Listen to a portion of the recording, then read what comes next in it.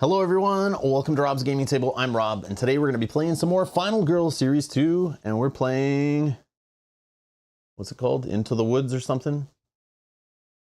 Oh no, Once Upon, I don't know what this one is. I don't know. Guys, I don't know what it's actually called. Once Upon a Full Moon. And the location is the Storybook Woods, and the killer is the Big Bad Wolf. And yeah, for some reason I can never remember the name of this one because it's so generic. Generic AF. Hello everyone. We're playing. I'm sure you could just find it by looking up the location name, Storybook Woods, or the killer. But it's called a full moon. No, Once Upon a Full Moon. Once Upon a Full Moon. Okay, sure. Anyways. Yeah. Welcome. Hello, everyone. Hello. Hello, hello, hello. Thanks to everyone over here for supporting the channel by clicking the join button or donating on Patreon, which you can find a link down in the video description. Thank you. Thank you for supporting us. Again, thank you to K&J Studios, member of the community, for gifting this to the channel to play with. Thank you, K&J. Yeah. Hey, everybody. Hello, hello.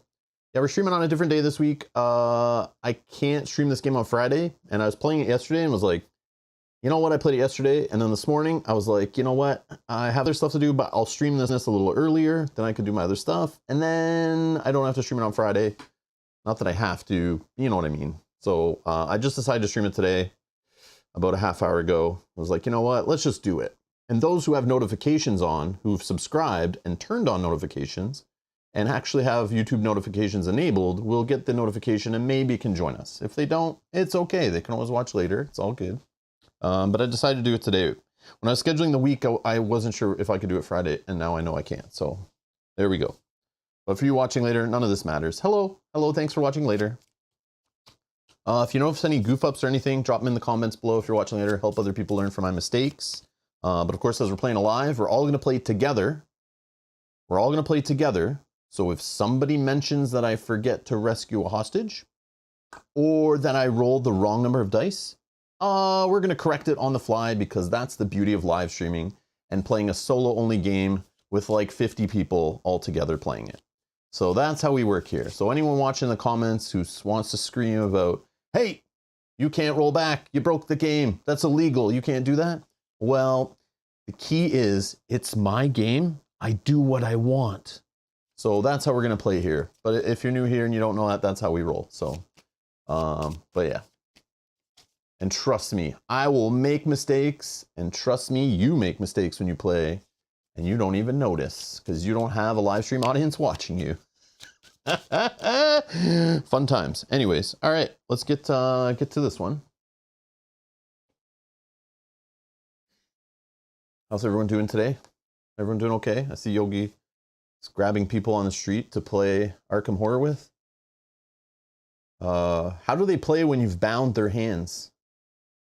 They just tell you, you know, what to do, and you draw the cards and shuffle for them? I don't get it. All right. So Storybook Woods is a location. I know, Greg. It happens though. It's funny. All right. Oh, they have to use one of those dictation tablets. Okay.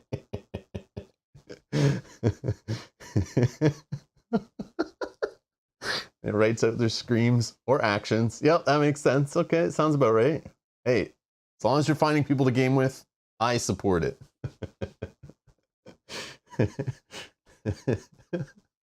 Oh. Just sit outside of a board game store with a black van and a bag of candy, with no windows on the van, you know, and you're just like hoping board gamers come out, and you're like, psst, psst, want some candy? Want some candy? Come here. Come here. You want to help me find my dog? Then you just grab those gamers, you throw them in your van, tie them up, take them home, and play board games with them. I don't see the problem. I don't see the problem. Some of these games are just better at a higher player count. You do what you got to do. I mean, you can blame the publishers and the designers, right? That's all you can do in that case. They made you do it. I mean, that's what you got to tell the judge, you know? All right.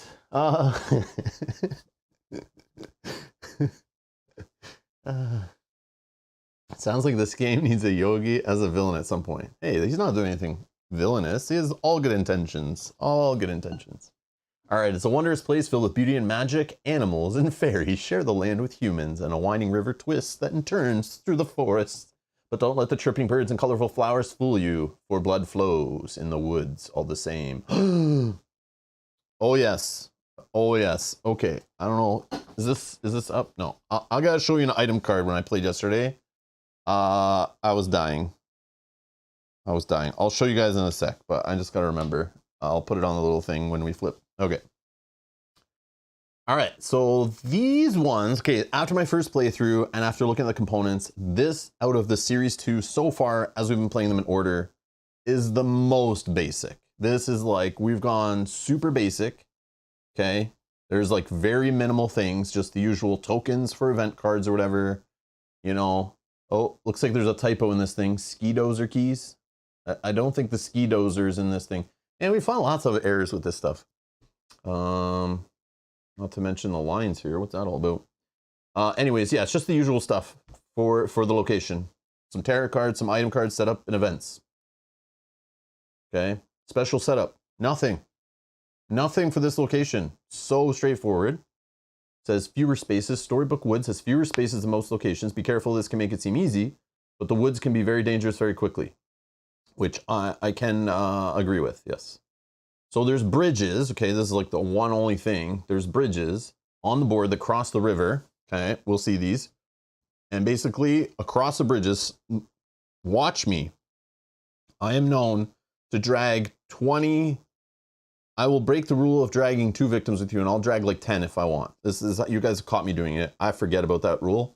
Now they've added an additional rule I'll probably forget, that across these 3 bridges that travel across water, I can only bring 1 victim. I guess it's a thin end bridge that doesn't support a lot of weight. So watch me. I might accidentally bring 2 across, thinking like it's just a normal move from one space to another. But try to yell at me if you see me do it by accident, that I can only bring 1 across there. Additionally, the Troll Bridge event card may have you placing a Troll Bridge token on the board. Just like the other 3 bridges, only 1 victim may follow you across a Troll Bridge. And then there's a raft. I've not seen either of these things yet. One of the items you may find is a raft. When you find the raft, you will need to choose 4 spaces where the raft can go ashore. And these spaces are clearly marked on the board. So I guess you take some tokens and you place them on these raft symbols. Okay. And then it says you must place the raft tokens such that they are touching both the river and 1 non-exit space. With the raft, you'll be able to move to and from these spaces along the river as indicated on the raft item card. So it creates other connections, I guess, between locations, which is kind of neat, but I've not seen that yet. And then we have the big bad wolf. Terrible noises it makes, and its red glowing eyes are so scary. Such a bad breath it has, that big sharp tooth maw. Fairies like me fly fast, so I live to tell the tale. Humans and woodland creatures are not so lucky. Aurala, the friendly woodland sprite. So this killer, straight up finale cards, dark power cards, a couple final girls, and a bunch of tarot cards. That's it. So straightforward. So straightforward, this one. Now, how he behaves and what he does is a little weird. But yeah, all it is, he has a track mode that he starts the game out as, and he can switch to a slay mode, which when he flips his dark power, he goes into slay mode. So there'll be cards that you'll see that'll have both. So you follow the first part, and then if the wolf is in track mode, you'll do the first part, but then you don't do the last part, or the second part, sorry. You don't do the third part unless he's in, what did I just call it? Slay mode. Track and slay. Track and slay, okay? And based on the mode he's in, he'll do one thing or the other on the card, not both, unless you play, I think it said with the epic dark power, that could make it do both on everything. And you'll see even on his killer power, he has 2 different things depending on the mode he's in. But that's it. That's it. That's all there is to this one. That's it. I don't know the theme well. I've never seen, like, I know it's based on Little Red Riding Hood, like a horror version. I'm sure there's movies and books and stuff all about it. But yeah, no one recommended anything to watch, so I didn't even care really to look. So I have nothing to reference this from a movie or anything. So I don't even know if it is inspired by a movie like the other ones usually are. So you'll have to judge that on your own if you care. But so I can't comment on the theme. We're just wandering around, you know, the storybook woods, you know, got the gingerbread house, a village, grandma's house, all that stuff. And oh my, what big teeth the big bad wolf has, you know? You know? Andy says, I think season 2, the booklets have typos, but the little sheets in the boxes are correct. We found that out with another one we were playing. But yeah. All right. Let's get down to the board, I guess. So here's the item card I just wanted to show you. I thought it was hilarious. Fly, my lovelies. I need more than your melody. So there's these songbirds. Like, you find songbirds, There's cute little birds, but it says if the killer's within 2 spaces of you, you may spend 3 time to send the songbirds to attack, doing 3 damage to the killer. These little birds, I just picture them pecking out the eyes of this guy, like, you know, oh, look at these pretty little birds. And then their eyes turn red and they're like, die. So yeah, the songbirds. I thought that was funny. Brothers Grimm. Oh, is that what I should be looking at? Oh, too late. Brothers Grimm.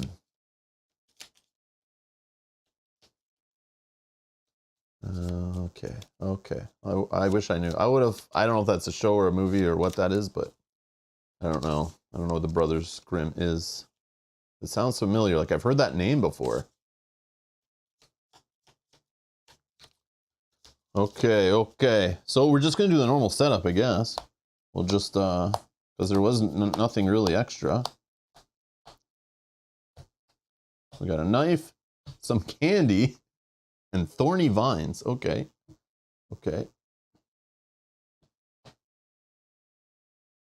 If you have a knife in each hand, you may use both when attacking. Who would leave such a thing lying around? Okay. That's in the village. So we have the village up here to search in. We have the gingerbread house, which is funny. That's where the candy happened to line up. Sweet treats mask the taste of blood. What the F? Discard during the action phase to make a horror roll with 5 dice. For each success, choose one of the following. 2 heal, 2 time, or move a space. Not a fan of these cards, really. But I mean, they can get you out of a jam. Maybe. But it's like, yeah, I don't know. You can set them up to be really cool, but there's a max to like how much health you can heal. There's a max to how much time you can get. I'm pretty sure, right? And then there's movement, like you only need to go so far. So it's like not really, you can't really use them that crazy, I don't think. But sometimes all you need is like one little move to get out of a jam. So we got a Thorny Vines card here. This is in Grandma's house. Pretty flowers on the vine should not always be plucked. So this one is spend 1 time to place the Thorny Vines token in your space. If the killer enters the space with the Thorny Vines, discard the token. The killer takes 2 damage, and the killer phase immediately ends. Oh, it's this little trap. It's a little trap. Only 1 time use 2 damage. Okay. I don't know if I prioritize that, but it's there. Let's find out our setup, actually. Oh, they're the dark adaptations of the fairy tales. Okay. They did a bunch. I see. Hey, Luke. Welcome back. Okay, so here's the setup. The killer is going to be in the village. We're going to be way down here in Grandma's house. Oh, what's this? Grandma's house. Killer. Then we need some peoples. There's Dell here. This says it's called the Dell. This random spot. Then we have 2 in the clearing. And you see the bridges. This is a bridge. This is a bridge. And this is a bridge. So at Grandma's house here, there's like no connection. But if you get that raft, I guess, you can like put a token here and then you can travel like over to here. Otherwise, you got to go like all the way around to get down here or all the way around to get down there. It's like very, very strange the way it's connected, but it's how it is. There's less spaces, which means you can get around supposedly quicker, but I don't know. It's kind of laid out a little weird. Got 3 in the meadow. And then 1 in this bottom corner. So our escape spaces are over here. Our exit spaces or whatever. There's 1 down here. And that's it, right? Just 2. Okay. All right. Luke says, how do you decide what games to stream or not? By usually playing them. but usually playing them and or my excitement level. Sometimes if I'm excited and I just know I like a game and I want to play it and stream it, obviously it depends on the time, the amount to learn it, setup, how many plays I need, what players I'm playing with, how long it's going to take to teach them, yada, yada, yada. But a lot of factors go in. And how it fits around with the plans for the week, how long it's going to take, if I'm feeling it or not. But usually I like to play a game first, or at least read the rule book, you know. But usually I know about most games because I wouldn't get them or buy them or have them sent to me if I wasn't interested. But let's say a surprise game came, then it's like, or a game I'm not sure about. I want to play it first, or at least read the rule book to see if I like it. But I'll usually play it once and then decide. And sometimes I play it once and it's like, I don't feel confident to stream it yet. I want to play it a little more or read the rule book a few times more. So I might delay it till the next week or the next week, and then certain things show up and then they mess with the schedule. I kind of like go with my gut a little bit. But there is some factors, lots of factors that decide when, if, and whatever it gets played. But there's a bunch of things. But yeah. Also the interest from you guys. If you guys are excited for a game or people are asking about a game, maybe that'll influence it sometimes. You know, those kind of things. But yeah, it is Rob's gaming table, so ultimately it comes down to my decision and my choice, not payment or anything like that. You know, it's not about what's on Kickstarter, all that kind of stuff usually. So, you know. But yeah, hopefully that answers your question.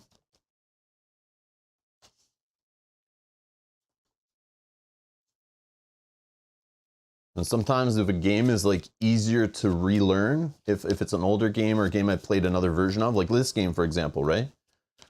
I've been playing this each week, so it's easier to like fit this in like today because I just play it like one time. I get a feel for the new rules. This one had less rules to it, less additional rules, so it's easy to kind of get in. But let's say I pulled a game like, I don't know, Mage Knight off the shelf. That's going to take me so much time and effort. So sometimes a game, if it's hard to relearn and get back to the table, because like it has no references or just sucks like with the rule book or has no like teaching scenario or no good way to learn it, I'll just like start learning it and then I'll be like, nah, it's not worth the effort. And I'll just walk away and play something else. I'm just a consumer like you guys. Like the same way you decide what to take off your Kalax or what to buy or what arrives and what you're excited to open and play. That's what drives my channel. Is Rob's Gaming Table. It's just, I'm a general board gamer, you know, just playing board games I love with you guys, you know. So it's just like same way you decide what board game to play at game night, you know, to bring and play with your friends, whatever excites you, whatever you already learned, whatever you feel comfortable teaching. That's basically it. That's basically it. So hopefully that makes sense. But yeah. Like I have a pile of games I should play in my mind, like I bought these or they were sent to me, I should play them. But sometimes I just am like not interested in that type of game. Or we've played a bunch of campaign games and I need a break. Or I play a deck building game and I'm like, I want to play more deck building games. So I start playing those. Or I play some competitive games. I get in the mood for competitive gaming. I'll play a bunch of those. You know, sometimes it's just what I'm feeling. It's honestly what I'm feeling, right? Because yeah, if I was forced to play games I don't want to play, then this would feel too much like work, and then I would just go do other work. Like I wouldn't want to. It would ruin this for me, right? So I appreciate everyone supporting me. You know, keeping me being able to be free and do what I want without having to take money from publishers. I do appreciate that, to play like very junky prototypes and stuff of very mediocre games. But thank you for that. I appreciate it. No, we need more than that. We need 10, right? I don't know why I'm thinking it's only 8, because we played one recently that was only 8, right? It's 10 usually, right? 4, 5, 6, 7, 8, 9, 10. Okay, 10, right? 4, 5, 6, 7, 8, 9, 10. Yeah, that could mess up the game if I do the wrong number. Oh, show. All right, we're going to take a signature action, as usual, from our book of props or whatever. Whether we use it, who knows? Could change up the playthrough.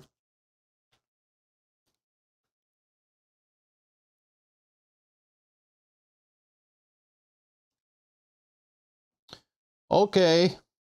I don't know. This will go 1 through 9, right? 4. 1, 2, 3, 4.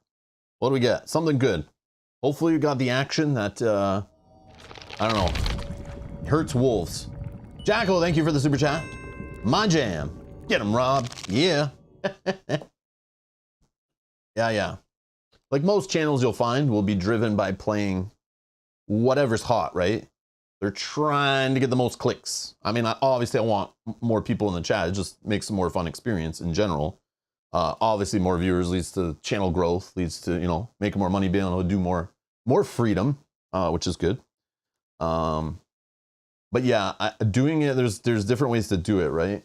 And also like setting your expectations and like what is your what the hell's that show called? You know, what is your rich life? You know, like where are you gonna set it? You know, it's like, yeah, you gotta think like that. I don't know. But if I'm literally just like driven by like, oh my god, a new Kickstarter came in, I gotta play it right away. I gotta be the first to play it. Oh my god. Or this publisher's asking me to play this game right now. It's on Kickstarter. I gotta play it because everyone cares about it right now. It's like, I've done that a little bit. It's not fun. You end up playing a lot of garbage, and I don't want to play garbage. So we got discipline. Place a victim from out of play onto your final girl card and take the victim save benefit. Place a victim from out of play onto your final girl card and do not take the victim save benefit.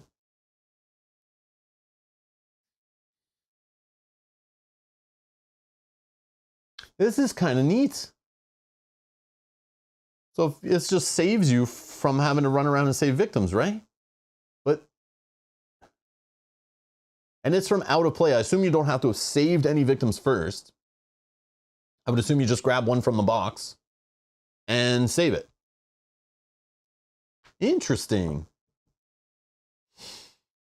So this can get us to our power faster, but at what cost? At what cost? Oh, 2. 2 is the cost.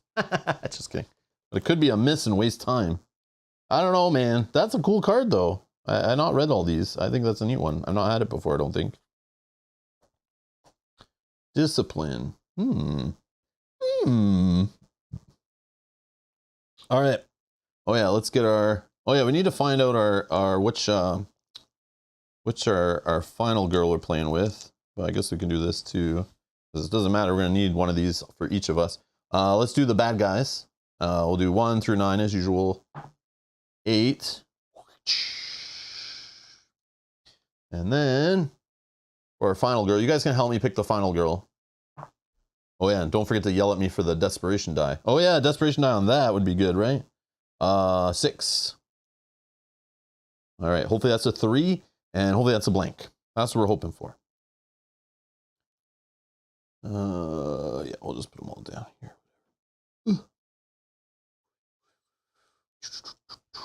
Okay. All right. The cost of time.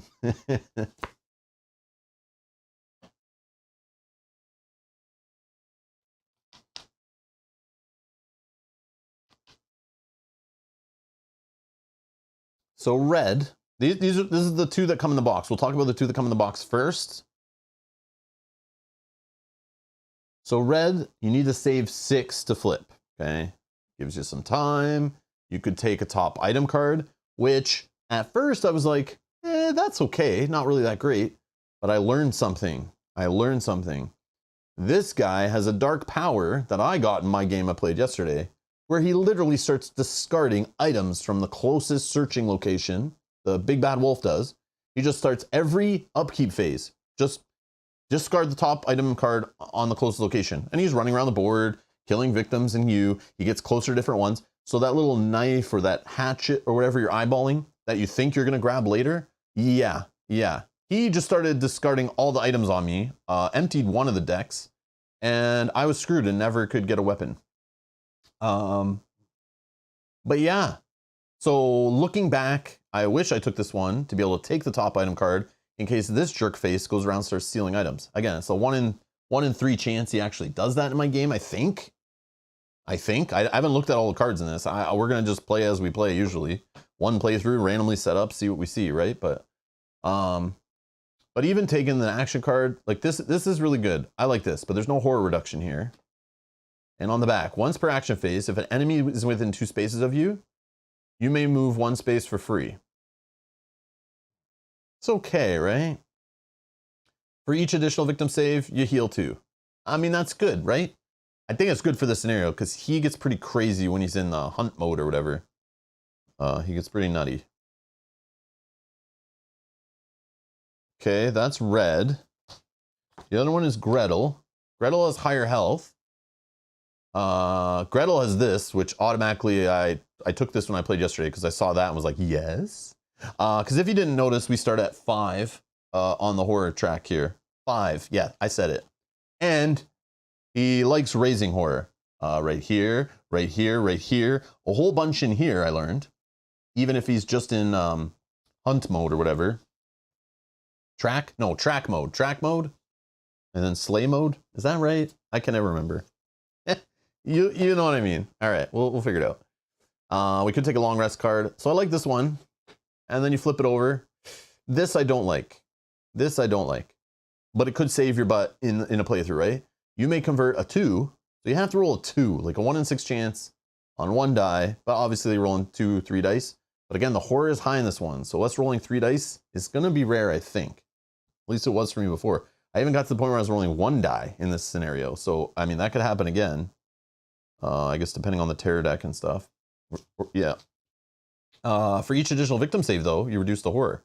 So if we're saving victims, but I mean, she already needs 5 victims to save. I don't know, man. Yeah, expensive and random. I know. Why is this 3 action cards? Why? That's so insane. That is so insane. I don't know. I mean, it's probably balanced, but it just seemed like that's junk, man. That's junk. I'm not a fan. So, because I'm not really that big of a fan of either of these, I mean, you guys could be. You guys let me play with whatever. I don't care. But we can look at some of these. And these are the ones from the box of props or whatever. I think I want to try one today. Unless you guys tell me not to. I'm down for whatever. We could play with Layla. Okay. She's got some of the same stuff. The usual stuff. Very generic. 5 saves. But on the back, we get to choose a signature action card from out of play and take it into your hand.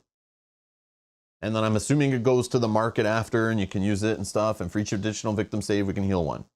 Okay, so the signature action cards, I don't know. We could grab like Ambush, you know? Which somebody was saying was OP.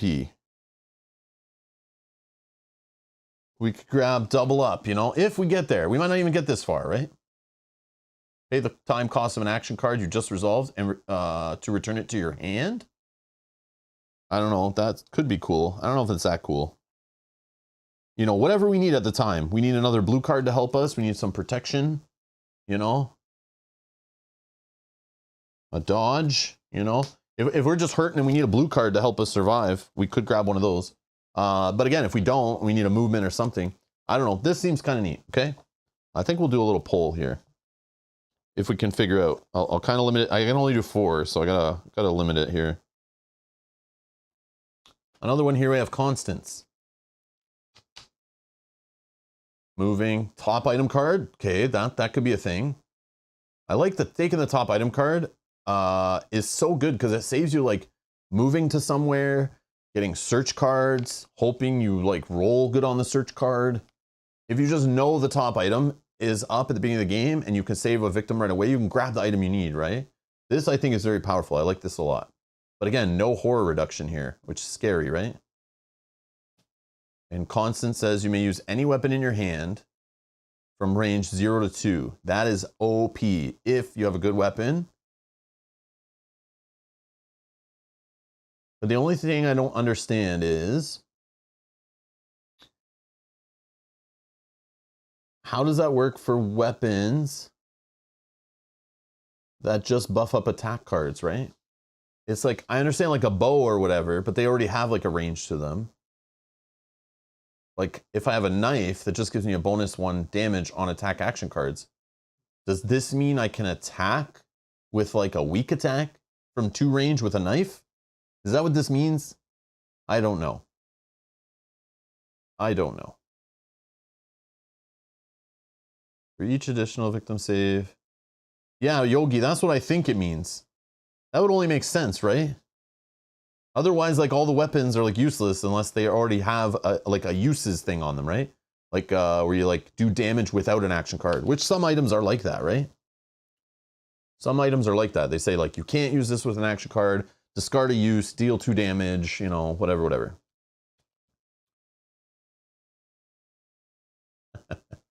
For each additional victim, you get an extra time. Okay, that's okay.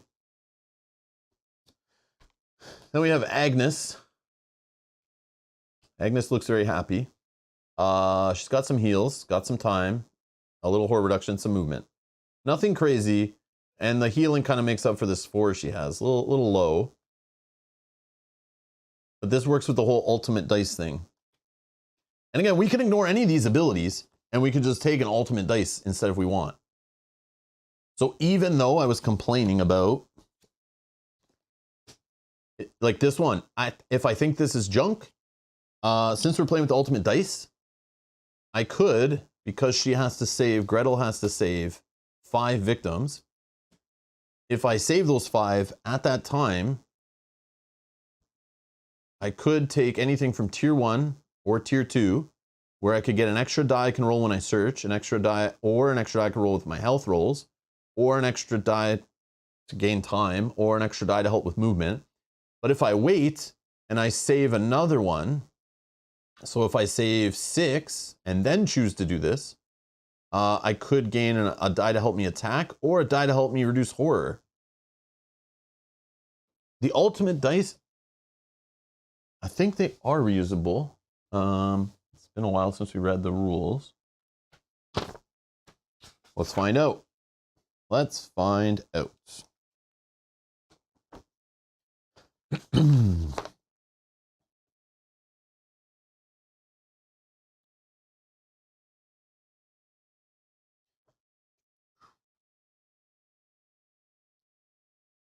How to use an ultimate die. Each ultimate die can be used when resolving an action card to enhance the effects of an associated action card. The normal action cards are listed below, but use your judgment for deciding if you can roll your die with a signature action, location-specific action, or anything else that might come in the future. When resolving an eligible action card, you will roll your ultimate dice in addition to any red dice indicated on the horror level. Then, depending on the result, you may add the effect from the ultimate die to the results. Note: you typically do not get the bonus from the ultimate die if the action card does not generate an effect of that type. For example, if you resolve a weak attack but fail, you would not get to add any damage rolled on the damage die. So yeah, I think you just use it every time you use the card. So just like, it's like kind of like leveling up the cards a little bit, right? So for example, I'd probably want to go for one of these two, right? Obviously their tier 3 is super awesome. So the horror die, I could use with focuses, distraction, furious strike, critical blows, and maybe get to reduce horror a little more. Or the damage die, which I could use with weak attacks, furious strikes, retaliates, critical blows, anything else that does damage, you know, even a signature card. So I don't have one, but you know what I mean.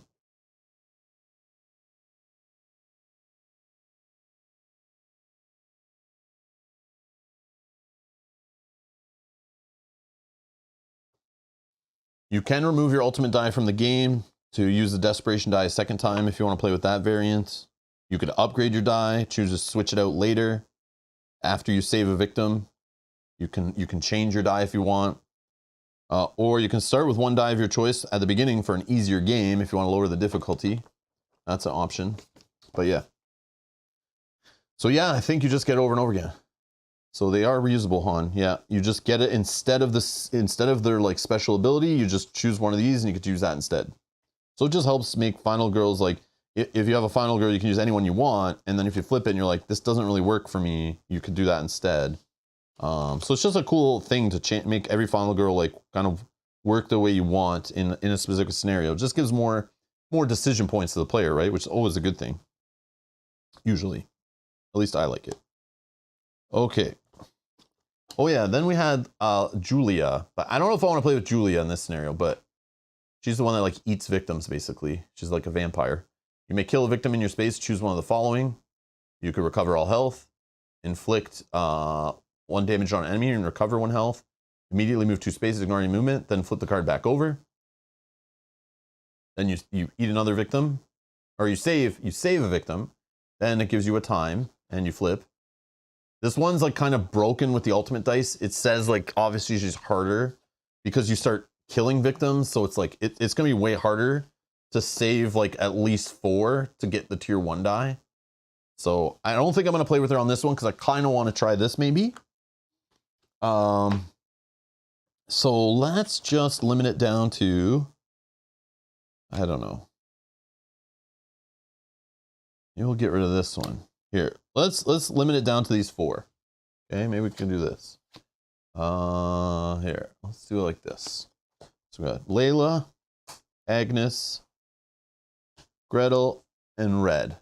Okay. I'm gonna put a little poll in the chat, and those who are watching live, you guys can decide. And either one, we might decide at the point we flip them, if we even flip them, we might decide to do the ultimate dice thing. But okay, let's see which final girl.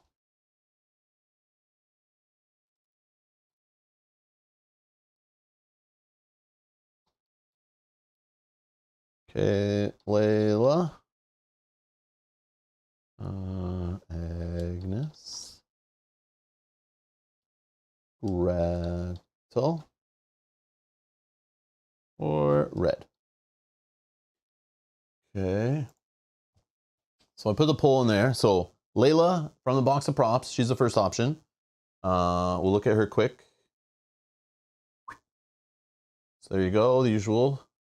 And she's the one where you can choose a signature action card from out of play. But again, when we flip her, we can decide to take that and then maybe take an ultimate dice later and replace it, or replace it right when we flip. Our choice. We can choose how we want to do it. And for each additional victim saved, we heal some. So she's like all about trying to stay alive with some health. Okay. We got Agnes. Okay, she's from the box of props or whatever.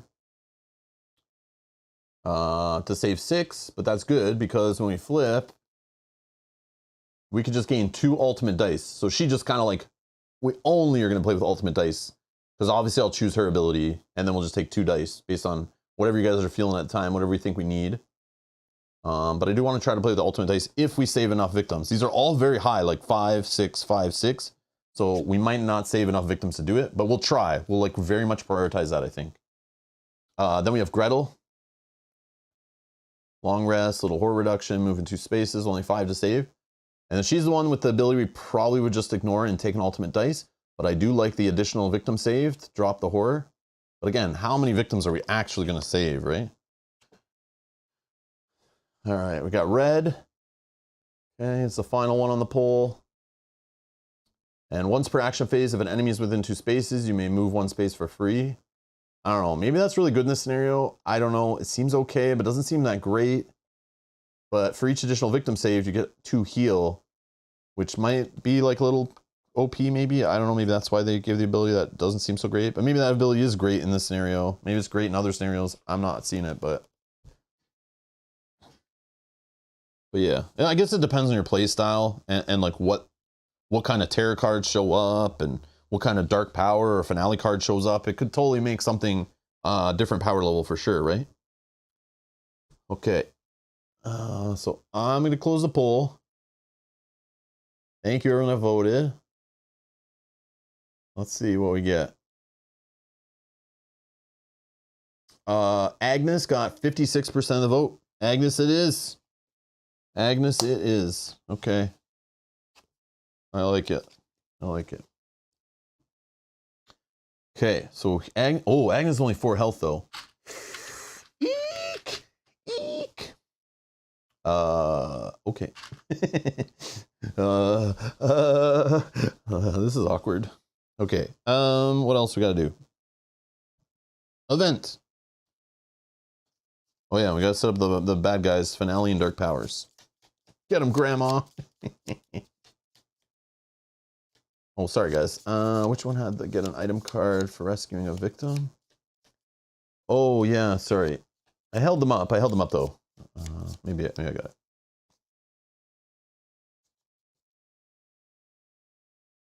I don't know what'll happen with the signature actions. You know, we don't get one by default. The one I got was a discipline. So this is today's signature action that we're playing with, randomly chosen. Actually, this really might help. Because we need to save 6 victims. So we like might need to do this. We might need to do this. What do we get? Primrose flowers. What is this? What lovely primroses. I'll just take a moment to gather some. Whenever a victim enters the meadow or glen, they immediately panic.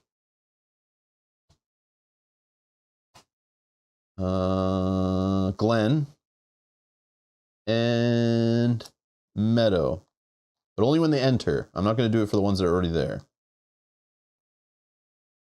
So that means like I'm trying to take them to the exit and they're going to freaking panic. Which could be good. Could be bad. It's annoying. Okay, sure. Sure.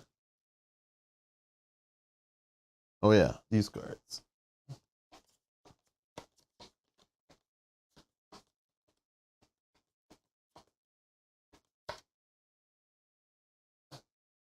Oh yeah, if you look at the killer's action, this is what I was talking about. If he's in this mode, he just moves. If he's in this mode, he kills. Okay.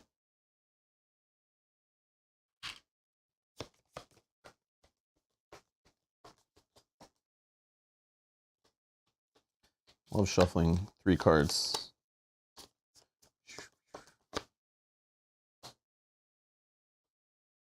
Are we good? Probably missed something. I always feel like I missed something in setup with this game. Always. Because every time I play, I'm playing something with a modified setup. So I'm never sure. I feel like we're okay. So I want to get this knife. I definitely want to get the knife. The knife's in the village, all the way up here. No, there is no signature weapon for Agnes. So, no. And Han, this is not the last of the ones that I have. I do have one more that's based on the Sane Asylum, Silent Hill kind of theme with Nurse Ratched or Lady Ratched or whatever. And it's in an insane asylum or whatever it's called. A mental hospital. I don't know. But it's that one still. I'll play that one next week, most likely. And then that will be all the ones for Series 2. But then I think I might save till, I'll save this till like Halloween time, because that's like really when this game should be played. And then we'll do like one of the campaigns that I have, which I don't have the book here. But I have the campaign book, so we can play like a story arc with one of the villains and play like a little series or something. So yeah, we'll do that like in October when we get in the horror themed month and we get a little nutty. This will be a good solo game to play at that time. So you'll do it over a week, play every day or something.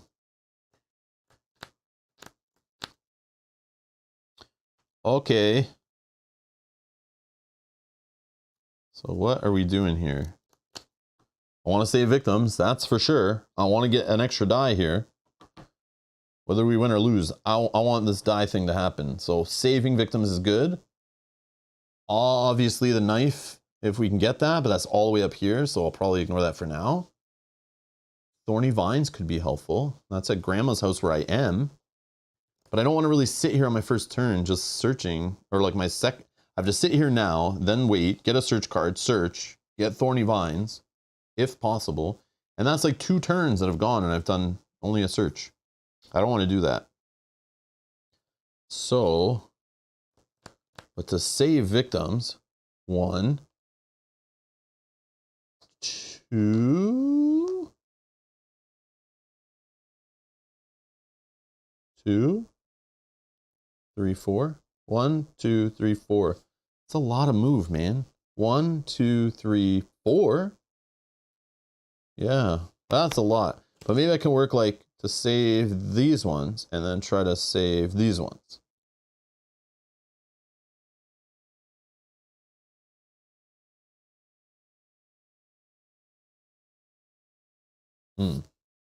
Oh, I need to get my horror down too.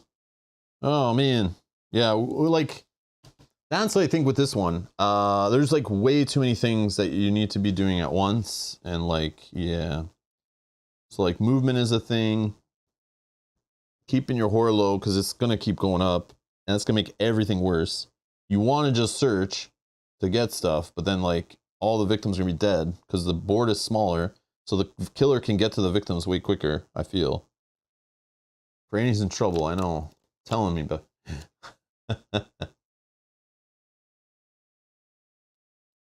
yeah, Billy, that's what high horror, low health. We're in trouble. If we're gonna lose one, it's gonna be today. I just want to get this. I want to get this going so bad. All right. Let's...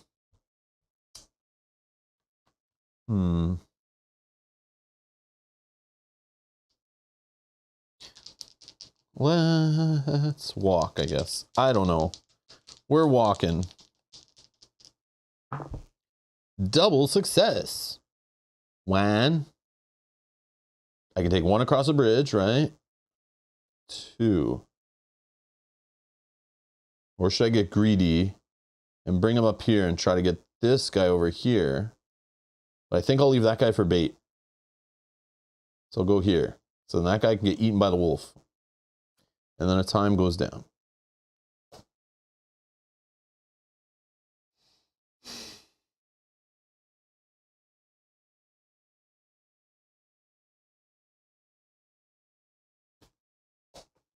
Let's keep it rolling. Literally. We're going to walk again.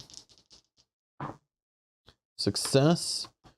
Do I want to make it 2? If I make it 2, then I actually get to save 2 of them. I could drop horror down, get a free time, or a free move. This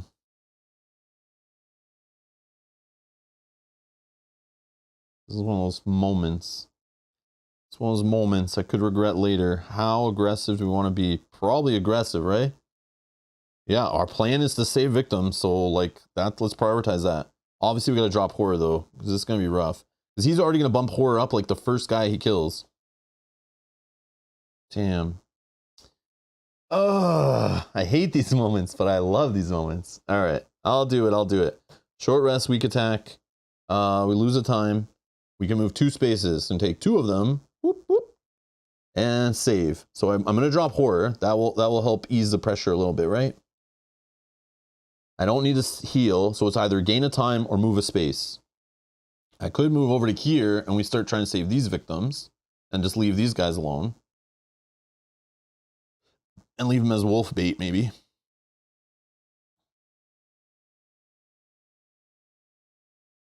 Maybe time is what I want though, because that could, I'm only at 4 time. So I could grab a sprint. Yeah, but then a move would help too. And if I'm here, then I only need to move. If I'm here, I need to move 1, 2, 3. Yeah, maybe let's do the move. I don't know. Oh, I could bring them back this way, actually. Duh. 1, 2, 3, or 1, 2, 3. I mean, it's the same stuff. Then maybe I can get near these ones. But who knows? The killer might teleport and do some stupid stuff. Ah. Yeah. Exactly. If I'm going to use the time to move, that's what I thought. Like, why not just move, right? Without dice rolling involved. Okay, I'm going to try a focus, but it might be a mistake. Or I just toss them into distraction investment. So if I toss these, I'm back to 6. I can buy distraction, sprint, and like a close call, but then I don't have cards to pitch.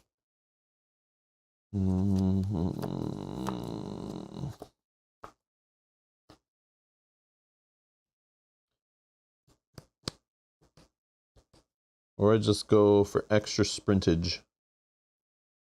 Extra sprintage. Because if we can flip, man, if we can save all these victims, flip our card, grab the die that helps us drop horror, and then we go into distractions and focuses.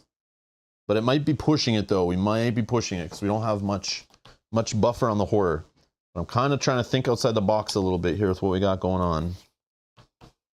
And not just do the usual focus play. Yeah, let's pitch for money.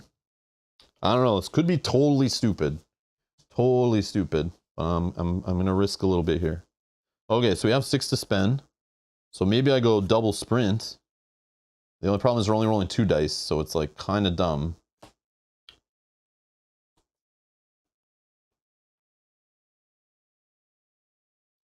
You go double sprint, 2 close calls. Could be really bad. Because it could like end our turn on 1. Huh. Do I risk it though? On 2 dice. Oh, I don't like it. Doesn't feel right. Doesn't feel right. Oh, I could do the discipline thing too. But again, it doesn't feel right either until I roll like 3 dice. But I might never roll 3 dice in this scenario. Place a victim from out of play on your final girl card and do not take the victim save benefit. That's fine. That's fine. But I think I do this after victims are saved and killed, and then I use this to gain like extra maybe. Billy, you like distraction. The only problem with distraction, I like it too. This is like my favorite card. You guys know I love getting into the green, right? It's like, I just feel better about life in general when my little red guy is down here. Everything's hunky-dory when that's there, right? The only problem is I feel like I don't have the time against this guy. I feel like horror just keeps pushing up and I don't want to get stuck wasting time trying to lower it, but it might be what I need to do so that I don't hit the red. But then I'm sitting down here. I'm far away from him, but like, who knows what this guy's going to do? So maybe we do distraction then. But I only had 6, right? So I could do like 4. I could do a sprint still. This is risky. Yeah, maybe we just try this for now. I mean, this is bad too. Like, I don't have extra cards to throw. But maybe on the distraction, it makes sense to throw these 2 because like double horror reduction plus extra time is good. Yeah, let's do it. Let's do it. Billy, you convinced me. I'm doing it. I'll blame you when it fails. Just kidding. All right. Focus, walk, short rest, weak attack, walk. Okay. Yeah, not saving some of these cheap cards feels weird. Feels weird. Okay.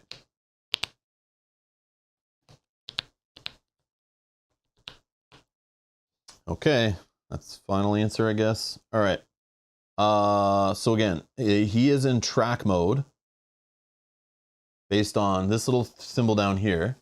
So he's in track mode. On the other side of this one, it shows he's in slay mode or whatever it's called. Hunt mode, I don't know. So track, closest victim or final girl, wherever the most victims are, is just gonna move, but it moves for 3. And it's right here, right? It's just, that's why we left that guy there. He's wolf bait, okay? That's it, right? That's it. Okay, tarot card time.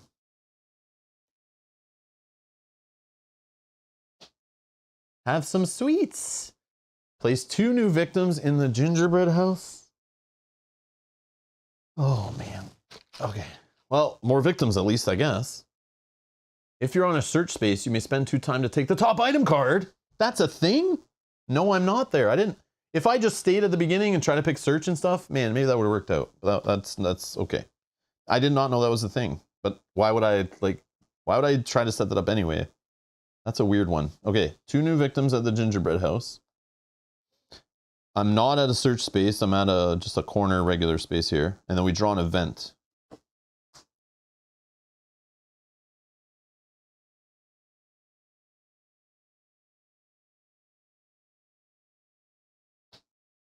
The Woodsman.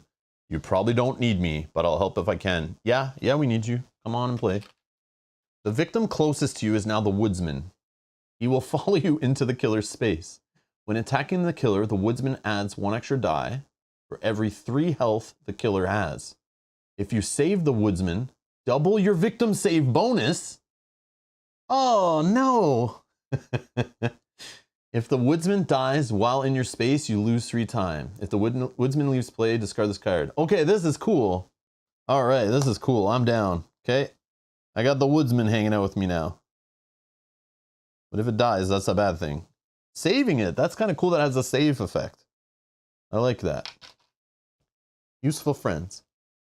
Kate says, don't knock the extra victims. They saved my butt in my last game because it meant the wolf didn't attack me twice. Yeah, I know, that's what I was thinking. But also, we're trying to save, we need to save 4 more victims. So if he does end up killing a whole bunch, we have extras to save now. So yes, Kate, sometimes those extra victims, when they come in, like especially late game, you're like, oh, perfect. I can save them to reduce my horror or gain that extra health I need or whatever. Whatever your like ability is. Yeah. But then again, it could go the other way where they appear close to the wolf kills them quicker than he would have, then the bloodlust flies up, the track gets too high, and you know, because there's more fuel for the fire. So it could go the wrong way too, depending on if you can save him. But I like this woodsman, that's cool. Okay. The only problem is, as I take him through the meadow, Jessica, thank you for subscribing. As I take him through the meadow, whenever a victim enters the meadow or glen, they immediately panic. So any victim, including him, right? Because he's a special victim, but he's still a victim. I assume that still affects him. So as I move up here, if I go to the meadow to try to save these guys, all these guys could panic, and like the woodsman could like leave me, and you know, it could get very messy, very messy. But we'll see. We will see. All right. Nobody died, right? So this guy's not going to panic. He only panics if someone dies on the turn, right? No one died. Upkeep. No weapons to switch or anything. Our turn, right? So our horror didn't go up. That's good. Thanks, Jess. Move back down and to the left instead of going through the meadow. That's true. I probably should now, actually. So when I enter the meadow, maybe I just grab 2 of them and then try to go this way. Yeah, yeah. I could see that. Oh, another thing I learned, I don't know if it's an always thing, but the wolf does have healing. So if you have like an item to take away health early, don't do it. He will heal. He does have heal. I don't know if it's in every game, but it was in my game. I literally removed 4 damage from him early game, and it got removed. And he got a minor dark power. So literally, like, it was just way too much damage. So I'm gonna wait until I'm like ready to attack him, to start using all my effects at once, kind of thing, I think is the play. He does have heal on here too, that you can see. So that's like his thing, horror and heal. Okay. Distraction time. 2 dice.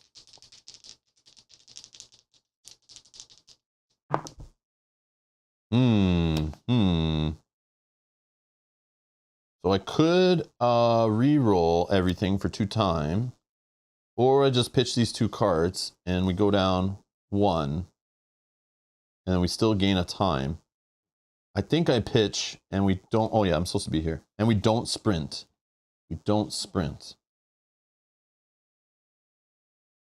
No, let's just let this go, right? Lose 4 time. And we'll try to get more done. Yeah, let's try it. So it goes down 1.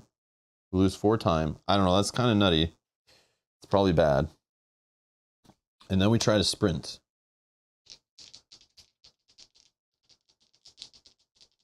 Jessica says, I enjoy these playthroughs. I will live vicariously until I get my own copies. Aw. Well, I hope they come soon. Oh no. All right, let's lose 2 time. This is super dumb, but I'm going to do it. I'm going to lose 2 time to reroll all dice, I think.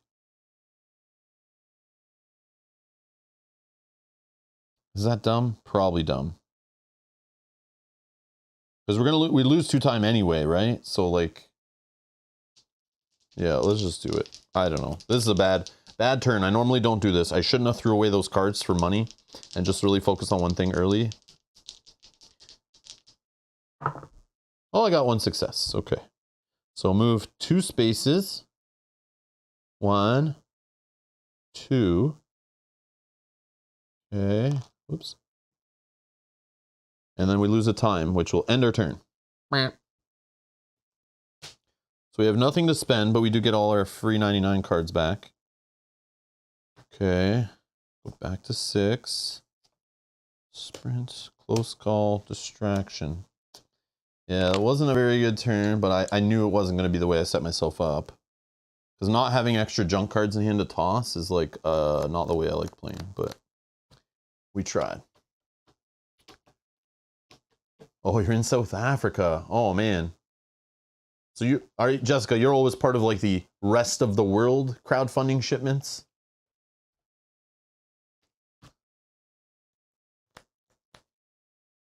Is that how it works for you? So you're always like the one that's like the crazy cost and it'll show up like whenever kind of thing?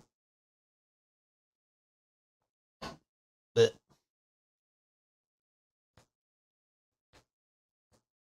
Han says I've not decided to get this game yet since I don't like horror, but the alien themed one and the snow one does seem interesting. It depends. Like this is very much targeted towards a horror themed fan, right? So you find your favorite horror movies and you find those boxes and you start with those because then the theme is like pulling you in. So it's like it really adds to the fun.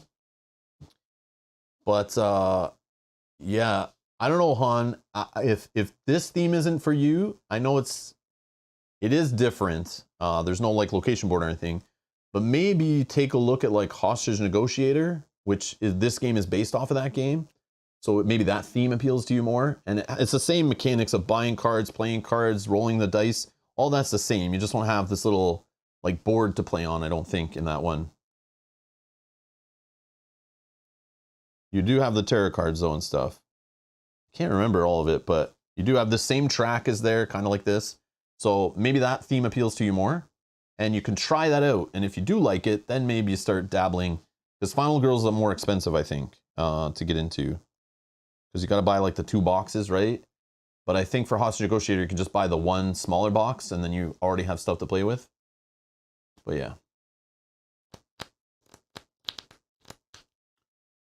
Not a total loss. You have 2 victims with you. That is true. But the next turn too is like, okay. Anyways, so this guy is still in hunt mode, I think, or whatever it's called, track mode. So he's just going to stay where he is, right? Because he's already in a space of the victim. Then we're going to see what he does. Uh-oh. All the better to eat you. So unfortunately, he's going to kill... Oh, see, here's some heal. Yeah, he's going to kill this victim. Kaya! And this goes up. And so does my horror.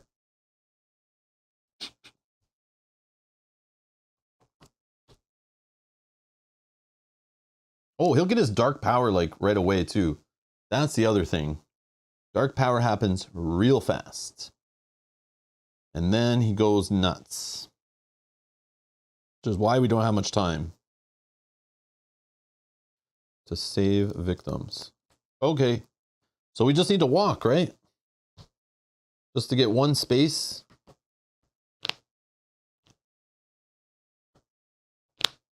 We leave the woodsman behind? Probably, right?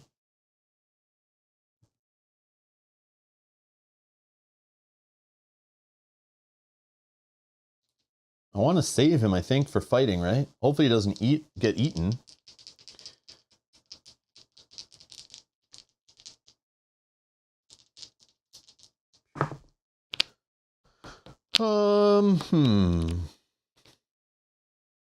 I could just, yeah, let's just let it go with no successes. So I'll move 1 space. I'll just, I think, take the regular victims. Leave him on the board for now, because I think he's gonna help us later. I'll lose a health. I'll lose 2 time. And then I'll decide to save these. I'll get a health.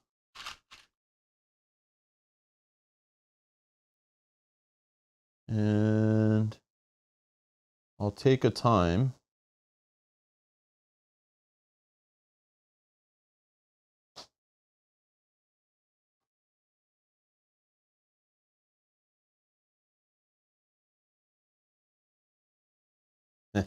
Okay, they were okay on the first roll. We had a hot start, but yeah, it's a little I'm only rolling 2, right? So it's like, yeah, it's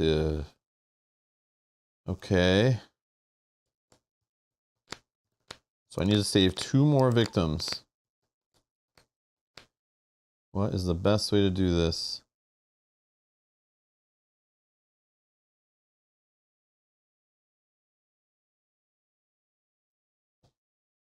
Discipline, right?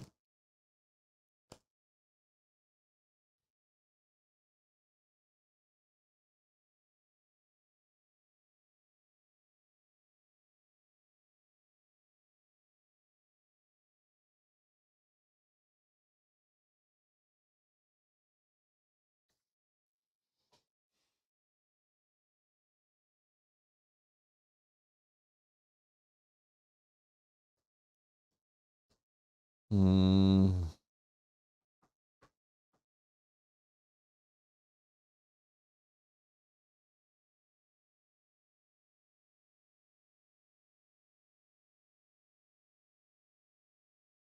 So the problem is if I try to go this way and I want to save this one, I should probably just bring it back. That's so much work. Or I take it through here, but if I do, then in the Glen it's going to panic. Where on a 1 or 2 chance it goes backwards, and that's annoying. On a 3 it goes where I want it to go. 4 to 6 is also bad. So like literally it's the worst like odds of it actually following me through there.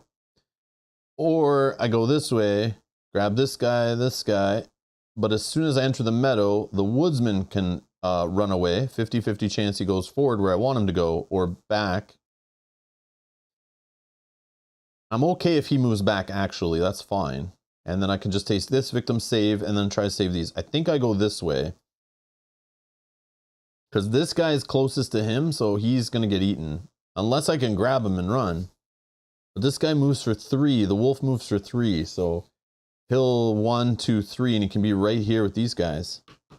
So I probably won't even be able to save them. They'll probably be gone unless I leave this guy here to be eaten. Hmm.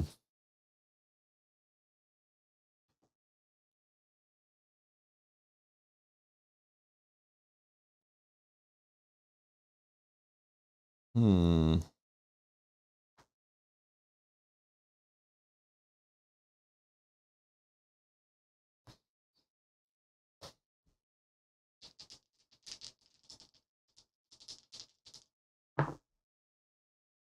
One and a 3.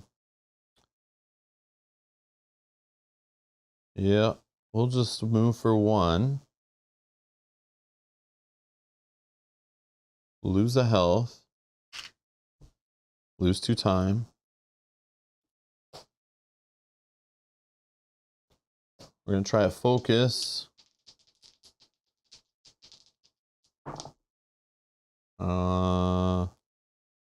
Yeah, I'll pitch. Drop down 1. Lose a time. And I think...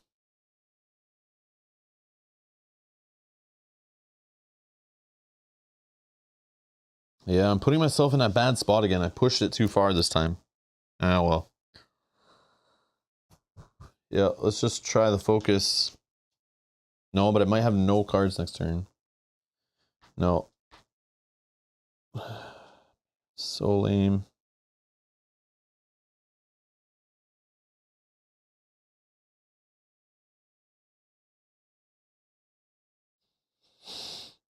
Yeah, this is not going well. Not going well at all. I don't think I should keep doing this.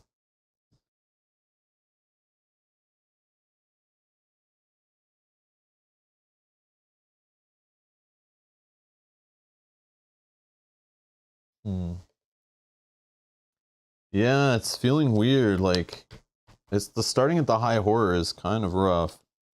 But, yeah, and he's about to get his dark power too, so it's gonna get really rough. And I have no weapon yet. Haven't flipped yet. Because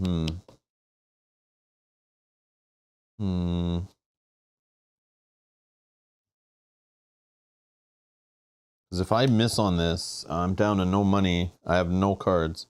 So I probably will just pitch this. And then we'll just take these 2.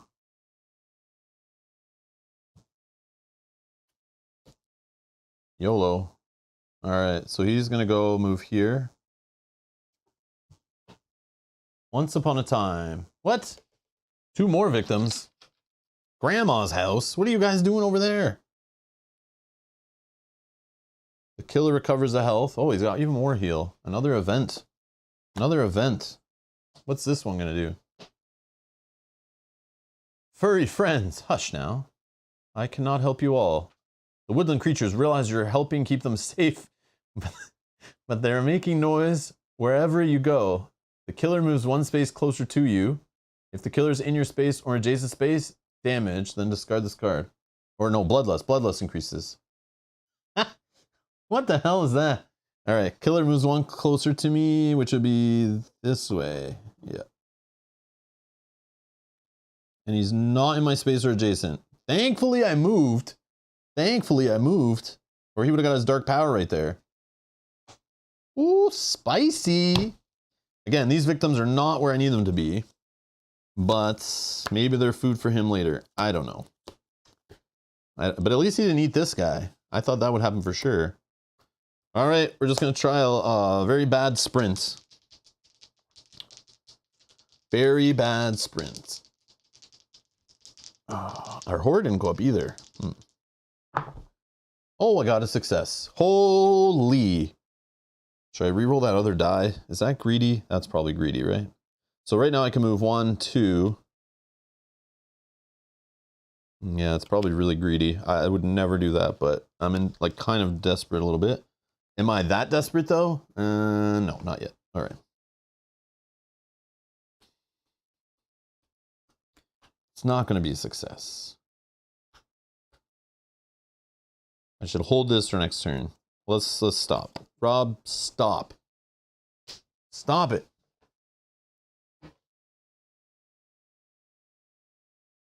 Doc McWatt says, picked everything up recently, played Hans twice, 1 win, 1 loss, 2 very different games. I'm really impressed. Hopefully start. Oh, okay. Cool. Nice.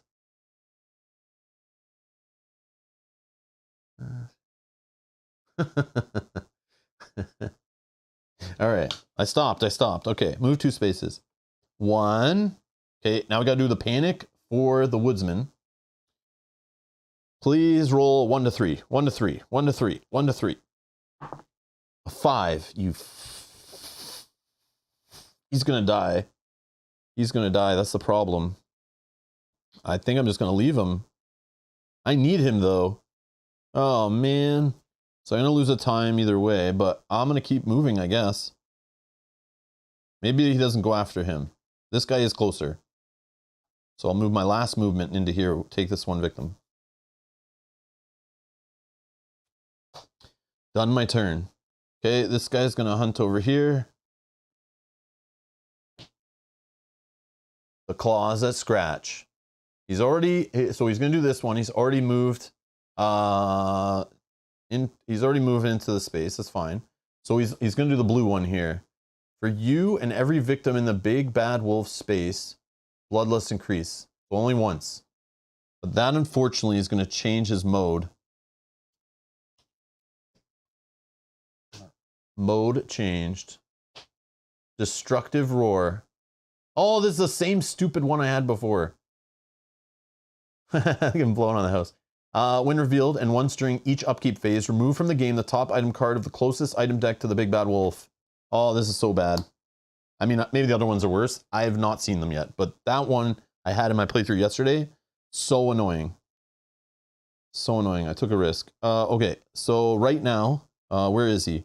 He is closest to 1, 2, or 1, 2.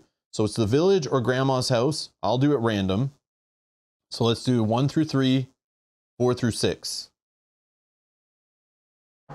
Okay, so whatever grandma's house is, it's the thorny vines. Discard it. Gone. Out of the game. This bugger. He's huffing and puffing now. Where are those little pigs? I wonder if there's a little pigs event. 3 little pigs. Okay. Okay. Where was that? Where is that tarot card? Where did I put it? Did I put it over here by accident? Yeah, I did. Yeah, I only have this. Okay. I think I put it over there. All right. And then he doesn't do the second part because it was only this part when he was in that mode. So you do one or the other based on, now he's in the other mode. So in the future, we're going to do he's going to start killing, but not moving. And then whatever the bad part on the tarot card is, he's going to start acting different now. Oh, no. Oh, I forgot to buy cards, didn't I? As usual. All right, sorry, I was at 5. I should have bought cards. Oh, I forgot. I rushed ahead, didn't I? Well, we know we were trying to save victims in sprint, so that's definitely a thing. I had 5 money. Oh yeah, and I have all these I can get back, right? Oh, okay, we're gonna have maybe a juicy turn. So I have 7 cards, 5 money. So sprint, distraction. Because we have our walks. We just need to move 1 to save this one, and then 1, 2 to save another one at least. Then we flip. Which, yeah, we need a sprint. We need a sprint. And then we have 3 more. Yeah, let's go distraction and sprint. Classics. Classics, yeah. I'm in trouble. I'm in trouble. Now the hunt begins. Yeah, yeah, yeah. Yeah, he's going to start crunching on little victims. All right, sprint goes back. Okay. So let's start with the distraction. I mean, we're probably not going to get it, but if we get 2 successes. Or should I do the focus? No. No, let's just do this. 2 dice.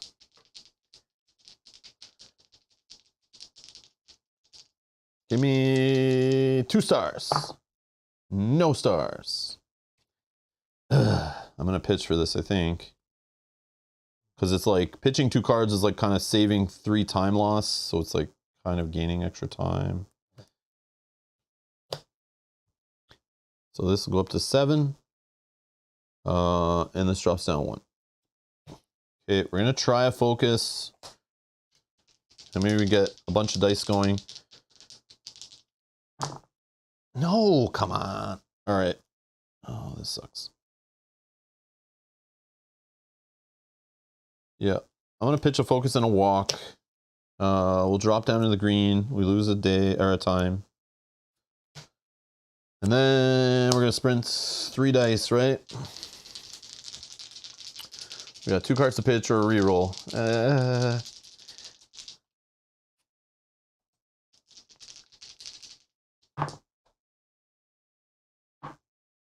All right, 2 cards to pitch. It looks like this play. And I can move 2 spaces. That's not what I needed. Oh, no. Should I just reroll everything for 2 time? What a sucky bunch of dice.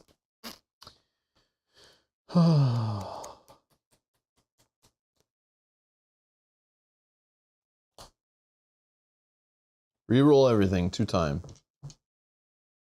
Is this bad? Let's see if it gets worse. No, we got a success. So we get to move 2 spaces. But I mean, we still got the same thing. Could have just pitched. Oh, we have a card save. That's what it was. Okay. So 1. Save. To gain a time. And then we'll move here. Them. And we got we do have a walk left. Yeah, let's get nuts. I know, Kate. I know. I play this game not the best. I know. I don't roll my dice as good as I should. I know. No, I take too many risks. I've gotten away from the way I like to play. Like, a good hostage negotiator player definitely loves some improvise and planning. And I will preach that these cards are OP and they should be used often. But for some reason in this game, I've gotten very sloppy and I don't use them as much. I always feel like there's more of a time pressure than there is maybe, but... Oh, it can turn around. It's still the weapon is the problem. He's still full health. He has heals. Victims are about to get eaten. He's going to start hitting for more damage. My horror is going to start flying up. We haven't seen many horror cards here, so there's probably still more to come. So we're going to move 2 spaces and lose a time. Yeah. I can still move 1 more, but we'll save. And that will get us health back. We're going to flip. And now the fun begins. Oh yeah, and we did save an additional victim, so that will give us an extra time, right? Because we'll save this one. Gain 2 ultimate dice of your choice. I mean, it has to be attack and horror, right? Or should it be movement? Movement and attack, or movement and horror? Don't sleep on the horror just because I'm in the green right now. It's gonna get nuts, trust me. I mean, don't trust me, I could be wrong, it's all random card draw, but we know horror will go up by 2 when he just kills 1, 2, 3 more, and then again when he kills 3 more. Horror for sure, Jacko. Time is cool too, but it's like, what cards am I playing from this point out? I'm gonna be moving around for sure. Any card with movement, I can roll this die and maybe get extra movement. Any card with attack, obviously we have to attack still. We haven't even damaged him at all. So we're gonna have to be fighting. That's part of the win condition. But again, horror makes us roll extra dice in general. And these are the tier 3 dice, right? These are considered the 2 best dice because they're the hardest to get. Health, Billy could be one. Yeah, Billy, health and horror.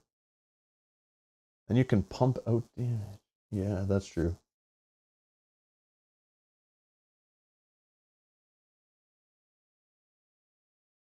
Jessica says horror. Oh, it's horror.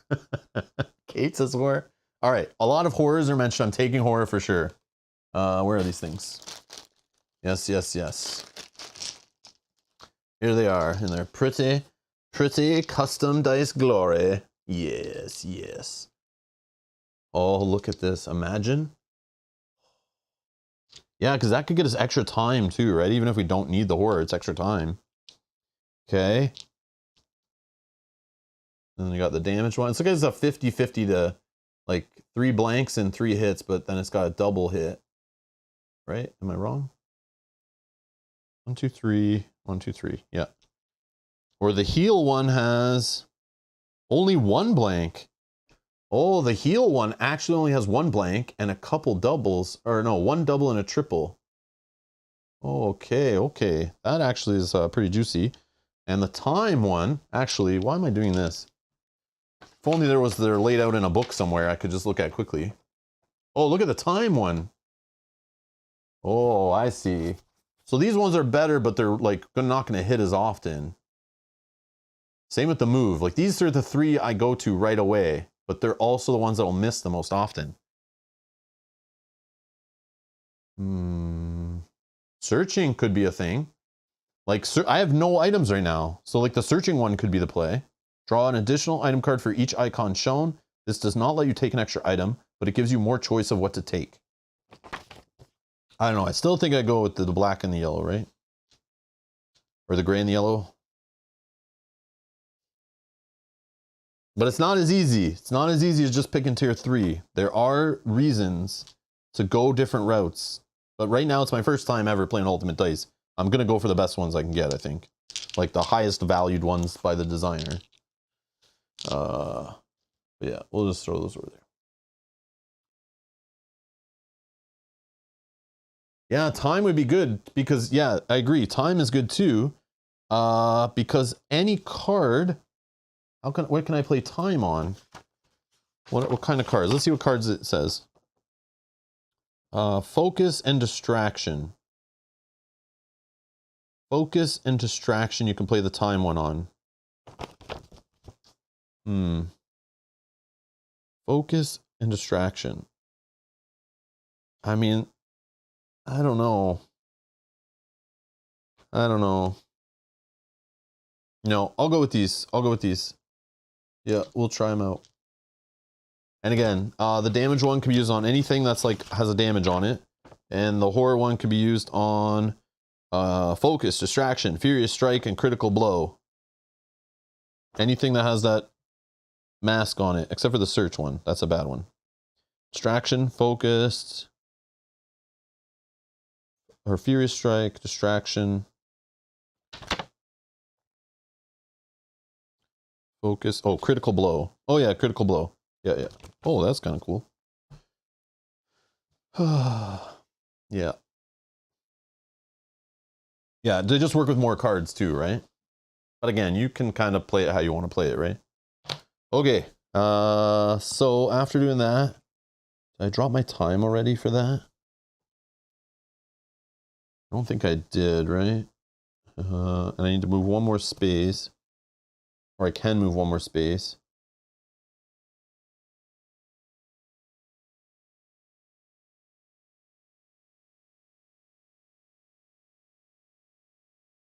Do I go back for the woodsman, or do I go for other victims, try to get to the village to get the knife?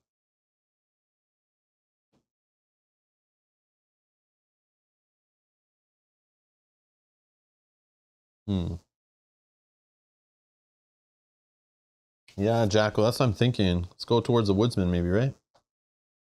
Although this is far away from search locations, I think I should try to get a weapon, right? But if he gets eaten, I lose 3 time. And I need to get to the village to get the knife. I think that's where I need to go.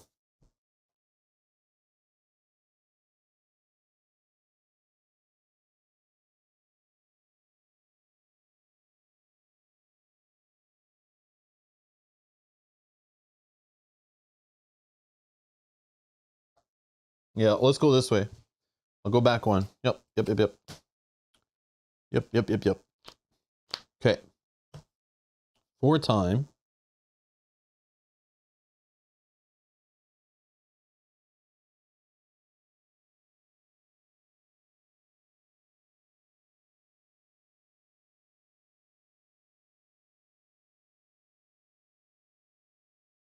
He's just gonna sprint. Oh, he might discard the knife anyway. Oh, man.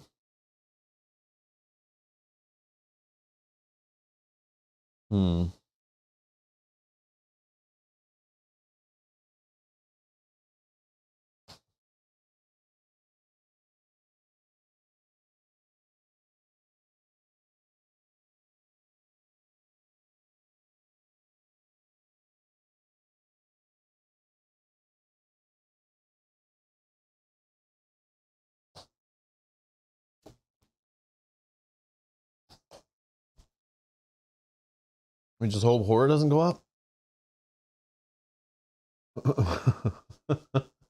Oh man. All right. Yeah. That's risky. I don't know. I don't know what to do.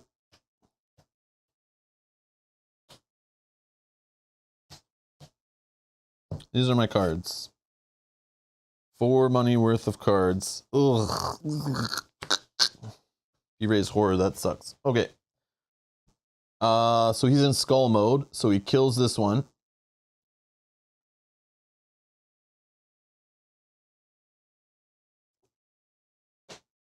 The full moon is out. Roll a die. 2. Place the killer in the clearing. Oh no. He's getting placed with these 2 victims. All victims in that space are killed. Oh my gosh. If no victim was killed, draw result next to your card. Okay. Boom, boom. Kills 2 more. Just like that. Just like that. Bloodlust. Boom. Panic adjacent victims. What do we get? A 5 and a 6. They stay where they are. Okay. And then 2, right? Horror goes up twice. And he moves for 3, hits for 2. Think I did all that right. Yeah, that's bad. And then now in the upkeep phase, we got to get rid of the gingerbread house as the closest search location. So the candy, he just ate the candy. Hope you get sick from eating all that candy. Okay. This is rough. This is rough. Yep. All right. We're going to try it. Let's do a little distraction with maybe with a reroll. And we can roll this with it. But we need to succeed on it, right? I think. How is it worded again?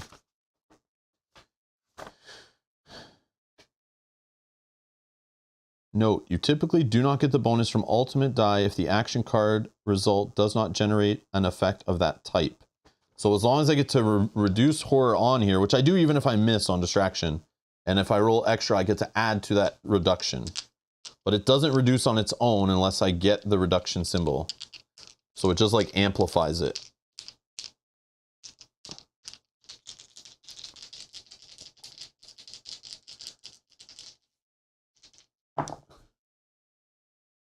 Oh, look at that. Look at that awesome roll, guys. Spend 2, reroll. All dice. Reroll all dice. Okay. Well, at least it got a success. Okay, so I gain this and reduce only 1.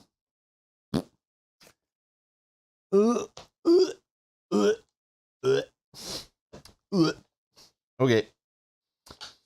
Killer time. No, I buy cards time. Buy cards time. I have 5 time.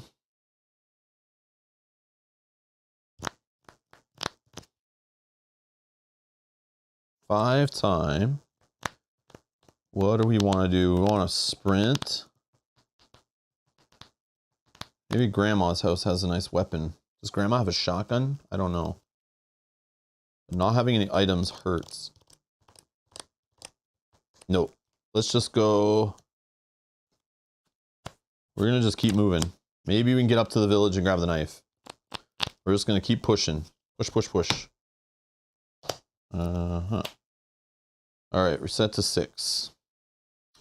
This guy kills. No one's in the space. Flip a terror card. It picked me up and I was helpless. Move the killer 2 spaces towards grandmother's house. Picking up and moving 1 victim with the killer if able.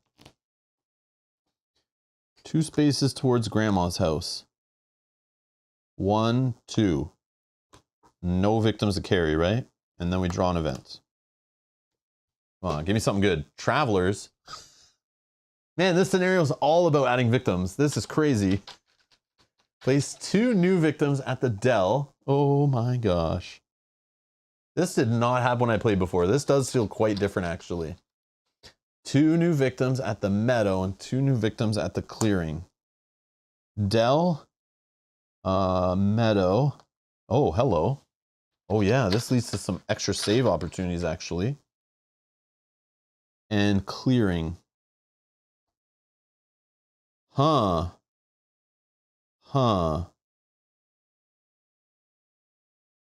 I don't know.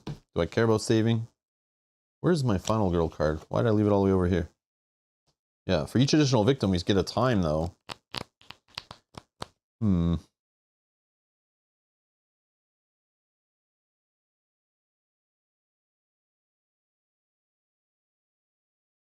And he is closest to 1, 2 to grandma's house. 1, 2, 3 there.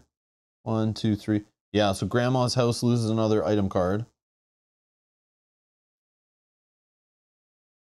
Oh no, the basket. Shuffle the unused item cards and draw 3. Keep items that are not weapons. Okay. Sure, that's gone. Crane, get your gun. More dice. Save if you can. Yeah, okay. Okay, let's start with a focus. 2 dice. Bonus die. Or ultimate die. Oh, here we go. Ladies and gentlemen, we have rolled better.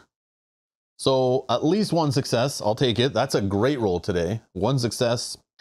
So this will give us, we lose 1 time. I know I'm not doing an order, but I don't want to forget the time loss. But we do drop horror down 1. And then because we dropped it down 1, we can add the double horror reduction. Boom. And then because it hit the bottom, we just get a time.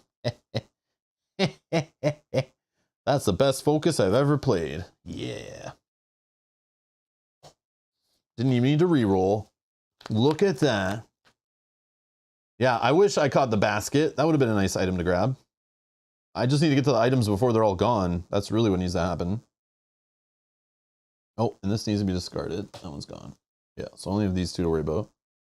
All right, now let's get our sprint on. 3 dice. Yeah, maybe the move die would have been the play on this scenario, actually. Like with our situation, just to get around and like get to the items before they're gone, get the victim saved faster. Maybe. I don't know if that's the way to do this one, but 3 dice, right? Yeah, 3 dice. Okay, we're back to rolling crappy again. If I get 1 success, I can move 2 spaces. I can lose 2 cards. Well, my turn won't end, so that would be good. Yeah, so we'll toss a focus, and we'll toss short rest. So we get to move 2 spaces and lose a time. 1, 2, okay. And then we're just gonna walk.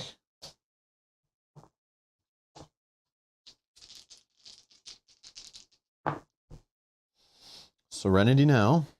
Serenity now. Serenity now. I mean, we're not exactly attacking him yet. Oh, I had another sprint. What was I doing? I forgot I had 2 sprints. Yeah, this is the kind of stuff I mess up on. I forgot I had a sprint. Whatever. I messed up. I'll just keep rolling. Yeah, that was really dumb. Yeah, so I guess I'll just let this go the way it is. Move a space. I'll take the woodsman with me.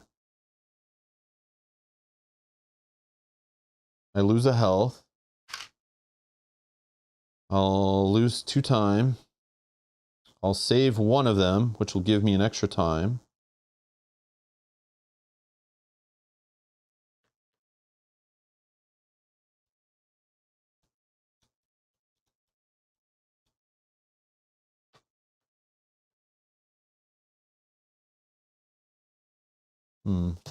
Yeah, that was dumb. I could keep the other sprint for next turn, or I could maybe get lucky right now and grab these 2 and bring them back. But part of me just wants to get the knife before it's gone, so I kind of just want to whiz by. I might actually use it right now.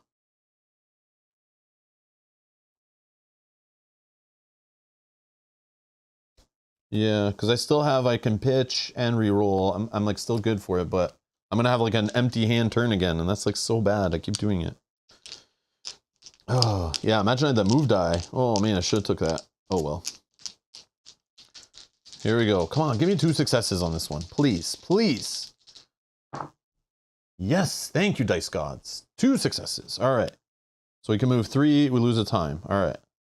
1, 2, 3.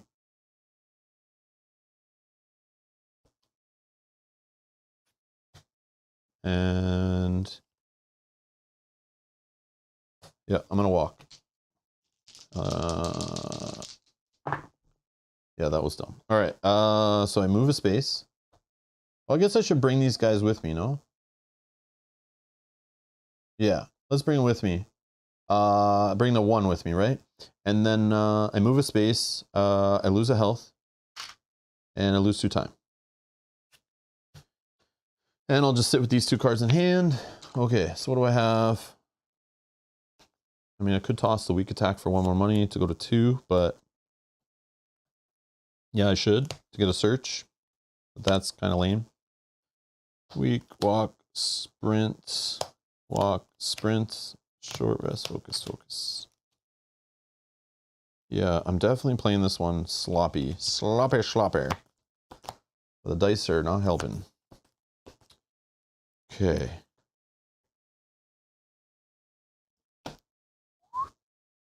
He goes to kill, no one's there. He draws a terror card. What big eyes you have.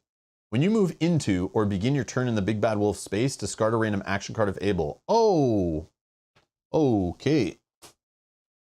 And he gets 2 more health. Why not? So I have to get through 11 health, plus maybe more on the black token. Awesome. Yeah, guys, I don't know, man. That's a lot of health to get through. Not having like a 2-handed axe or something. It's kind of crazy. Okay, closest item card is still Grandma's house. So he's going to blow Grandma's raft out of the game. I mean, that would have helped earlier in the game, but oh well. Oh well. This way. You can do it! Okay. So we're going to just try to search just to get the knife. I just want to get it.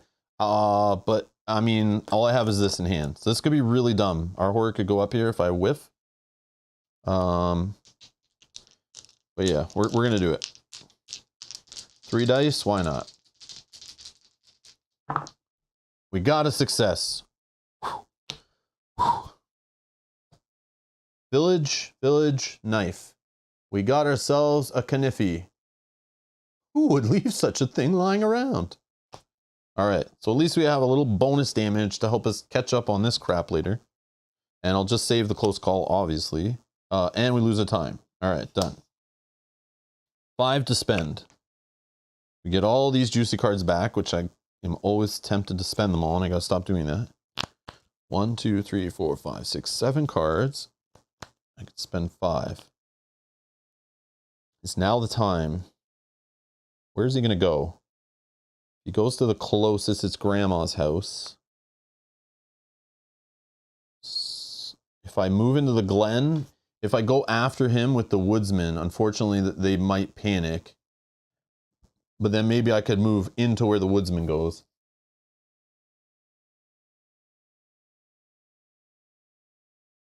Do I buy retaliate and just start getting ready for like him to attack me?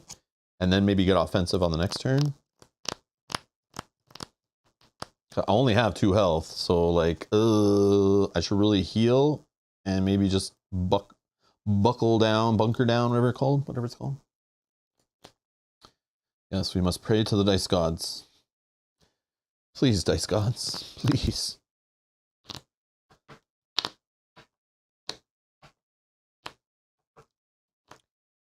Yeah, let's just go retaliate and close call. I think.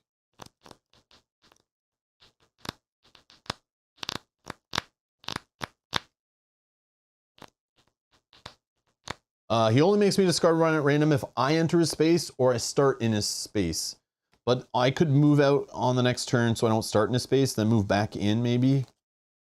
So yeah, we'll stop there.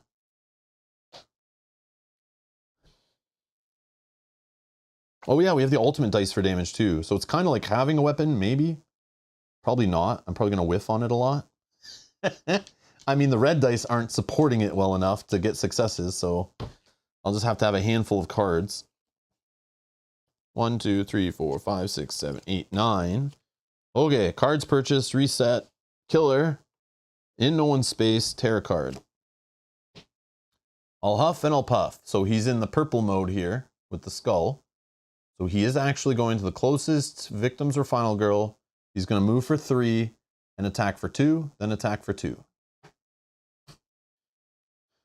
1, 2, 1, 2. Oh yeah, there is a tie now. Clearing or Grandma's house. Random, I guess. I don't know. Yeah, clearing 1 through 3, Grandma's house 4 through 6. 1, 2, chop chop.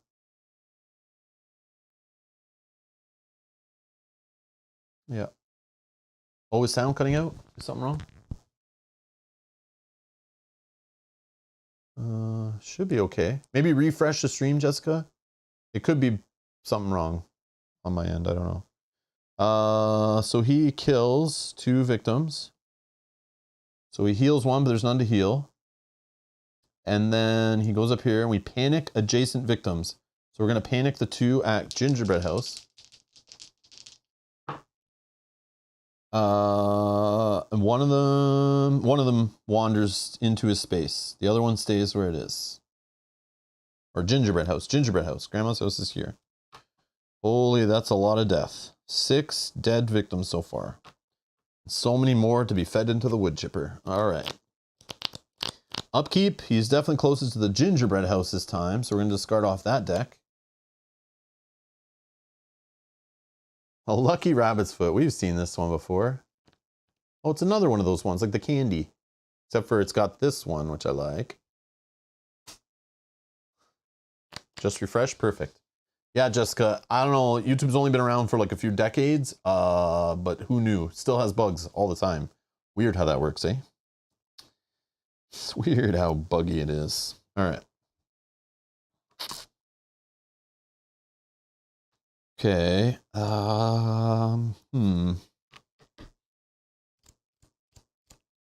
When all fails, reboot. Yep. Or check the cable. Make sure you check the cable. Someone may have unplugged the cable. You gotta watch out for that. Or turn it on. That's the other one. Or turn it on if it's not working. Press the power button. That also is pro tips. Pro tips. Okay. All right.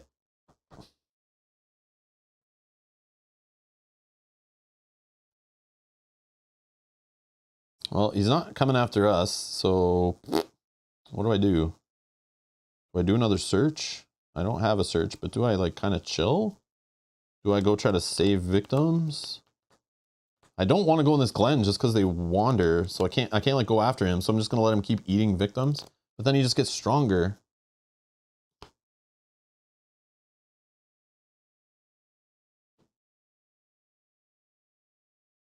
I'd probably just pitch and buy a big ass killing card or something, right? Like I could play focuses and maybe get some like extra horror reduction, which leads to more time. I don't know what I do here. Because walking could like it waste time. Oh, short resting. Short resting. That's what we wanted to do on the turn. I remember now. Good old classic little short rests. Right? Right. Nothing wrong with that, right? Get some health back. We hope. 1 success. But I want it to be 2. So I'm going to toss. I'm going to toss the focuses actually for now. I don't know if that's good. Maybe I'll toss. Yeah, let's toss the focuses. So 2 successes lead to 2 heals instead. So we're back to full health, which still isn't very much. And the crazy part is if he gets up to 4 attack, we could get killed in 1 shot, which is kind of nutty. And now,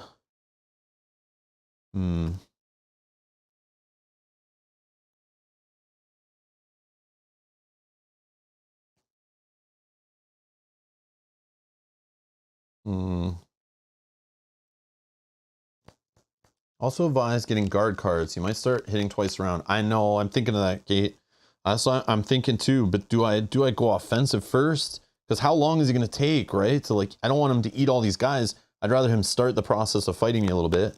I also debate searching, because maybe I'll get one of those items that can lay a trap or damage him a little extra. And I can put that on the board to maybe help or something. I don't know, but that might be dumb. But while I think, I'm just going to leave these here for a sec. I'm going to take a quick little break, and I'll be right back.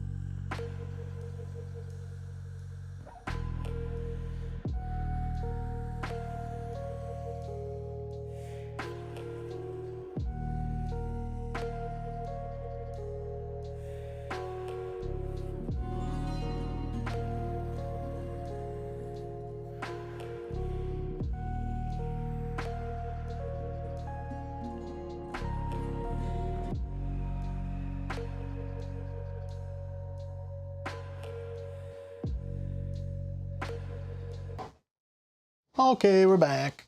Oh, what are you guys saying?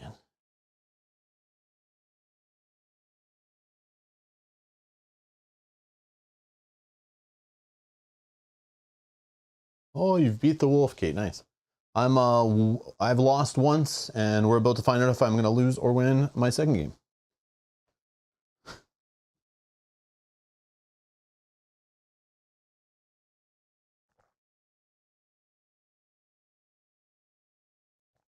Okay. All right. What are we doing? What are we doing? I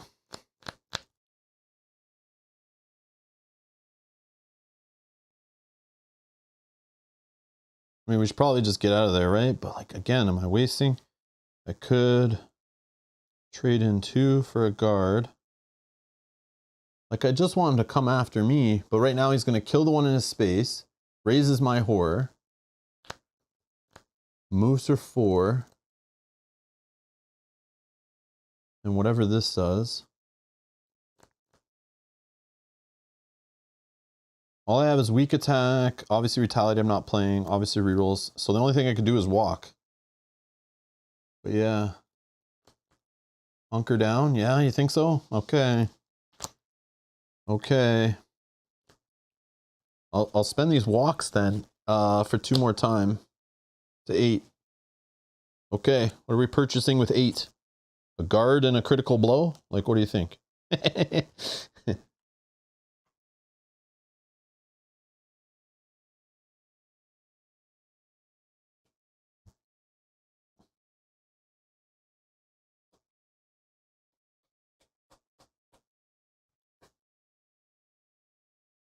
Guard. Oh yeah, he's gonna raise our horror once, right? At least. So, and we don't have focus anymore. Do I do a distraction just in case? Like, just for fun? Because if he raises horror twice, like if this raises horror on this card, then I'm rolling 2 dice again. That's a bad thing. I'm getting too cocky, I think. So I could do like a distraction.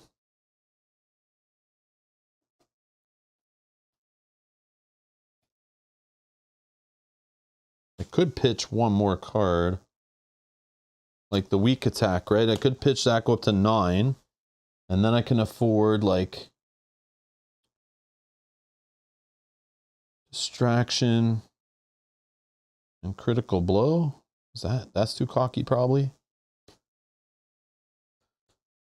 Planning might come in handy pretty soon. Yeah, it could. True.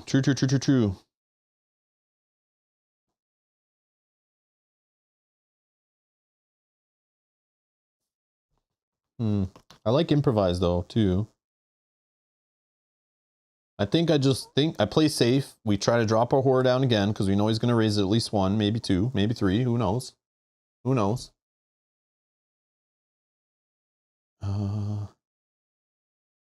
The time crunch in this game is when we run out of this, he goes to this final act and flips this card and goes really crazy. He'll have some stupid dumb ability where he probably attacks like 3 times on a turn or something. So like there is a time pressure. Plus when he gets up here and he's eating victims, he'll start healing 1 health every single time. I don't know. I don't know. Oh man. So I could get the distraction for 3. Critical blows kind of scary.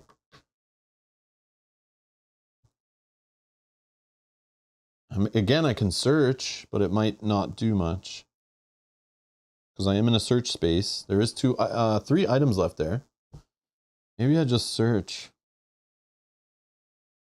But then whatever I search might be some dumb item that's like takes too long to like use.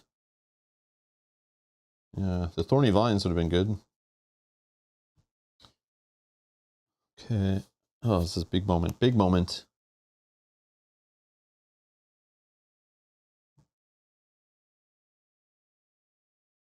Distraction. Guard, that's 5.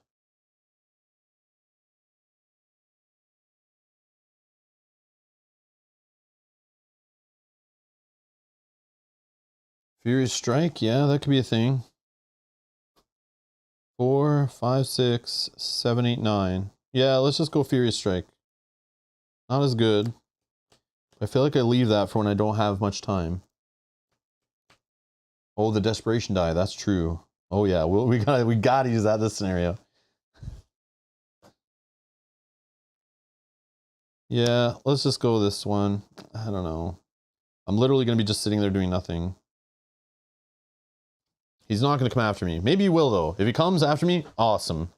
Bring it on, buddy. But then again, he's probably gonna kill the victims in my face before he kills me, as usual. So that's not good either. I need to go after him. I need to go after him. Redo, redo. So we're gonna take a sprint. And we're gonna take a distraction. That's 5.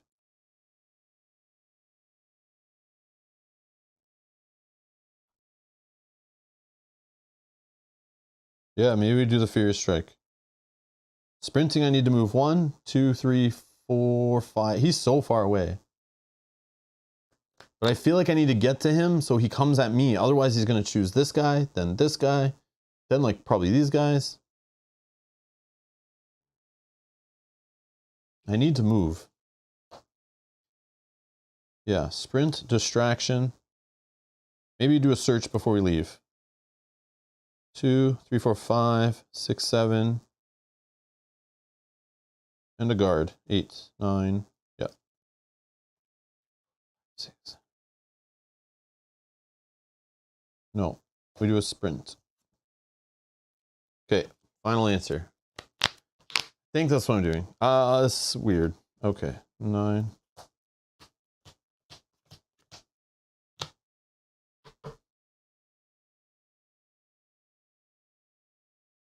Okay, done.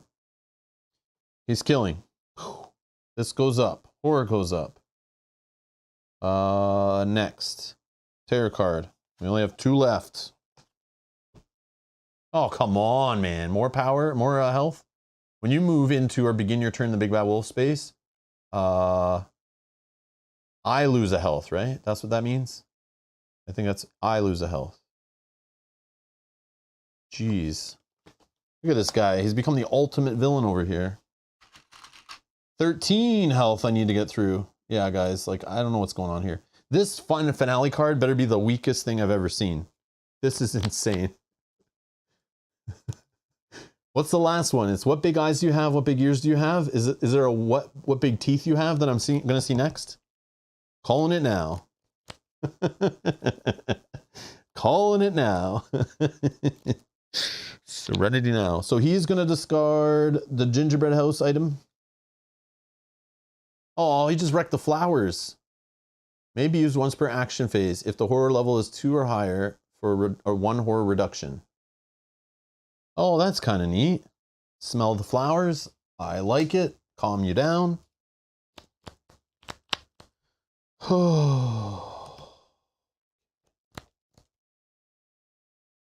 Yeah, the heal is the worst part, right, Kate? He's going to heal still. I don't know what to do.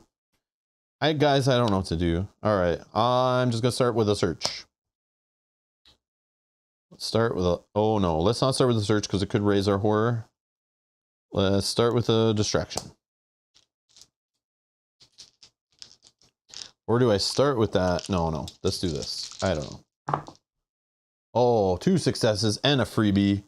So that is 2 reduction, 3 reduction. So 1, 2, 3, plus 2 time gain. We're at 10 time. Holy. All right. We can spend some time for sure. Let's search. 3 dice on a search. Come on. What else you got in this village? 1 success. Take the top item card. I could discard, but I'm not going to. Let's just see what we get. And I lose a time down to 9.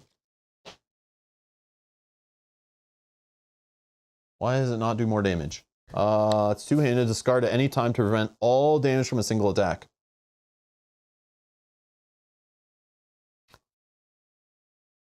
I assume I can only discard this from my hand slot, not from my backpack slot to use that. Because I think the hand slot means to use it, it's got to be equipped, right? So I feel like this only works within my hands to like block an attack, right? I don't think I can use it from my backpack. Oh yeah, I could have got the double knife. Okay. Yeah, whatever. Okay. Yeah, it could save us, right? Could save us. And then in the upkeep phase, I just switch back to the knife after I use that to save my butt if I'm going to die. Sure. Sure. It's like an extra guard, maybe. Maybe for that turn when I don't have extra guard, like now. Okay.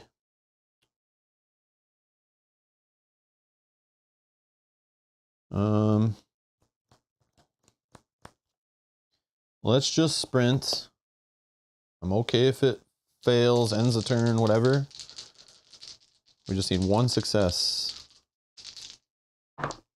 2 successes, yes. Down to 8 on the time. We can move 3 spaces. 1, 2, 3. We could try to save a couple victims.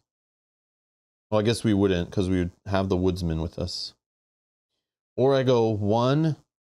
I leave this guy behind. I go 1, 2. We see where the woodsman goes, and then we follow him. Yeah. So the woodsman will panic because we're in the glen. Okay, let's see what he does. I want him to get, I guess, I don't know, 3 to 6 maybe? I don't know. 3. All right, perfect. We're in the middle. We're in the middle. Okay. Come at me, bro. Although we're still not the closest. The gingerbread house is still closer. But we just need to move 1 more. But I don't want to lose health on the sprint. But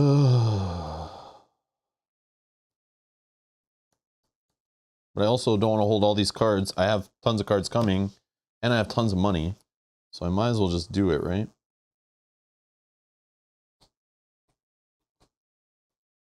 Or I just pitch it for a money back. We go to 9. Yeah, I think I'm going to just pitch it and stay there. And then we hunker down at least closer to him. So now we can, oh yeah, but if I can go into his space. I don't want to start in space. Hmm.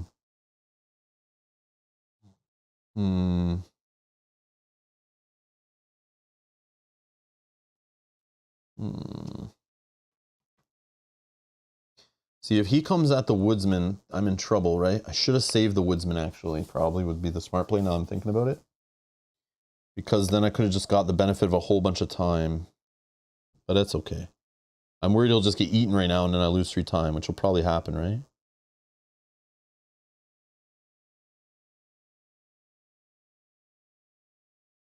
No, I'm going to save the sprint, maybe. Maybe I'll just save it. Yeah. Let's be calm. Calm down. Okay. 8 to spend. 8 to spend.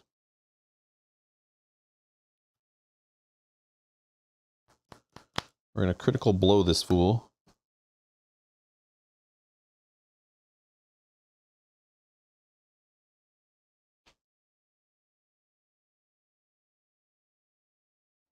So I'm assuming he'll go in here.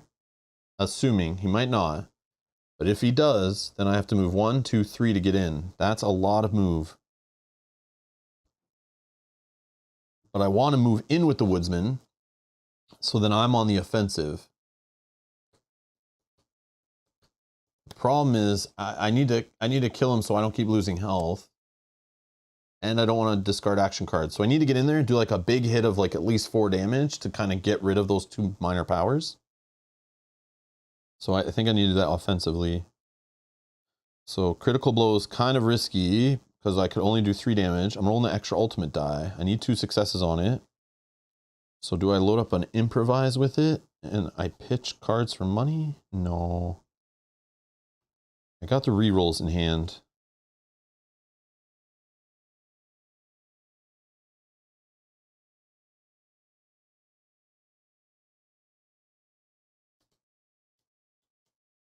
Let's just buy a guard. 1, 2, 3, 4, 5, 6. We're going to take the walks, 7, 8. Weak attack.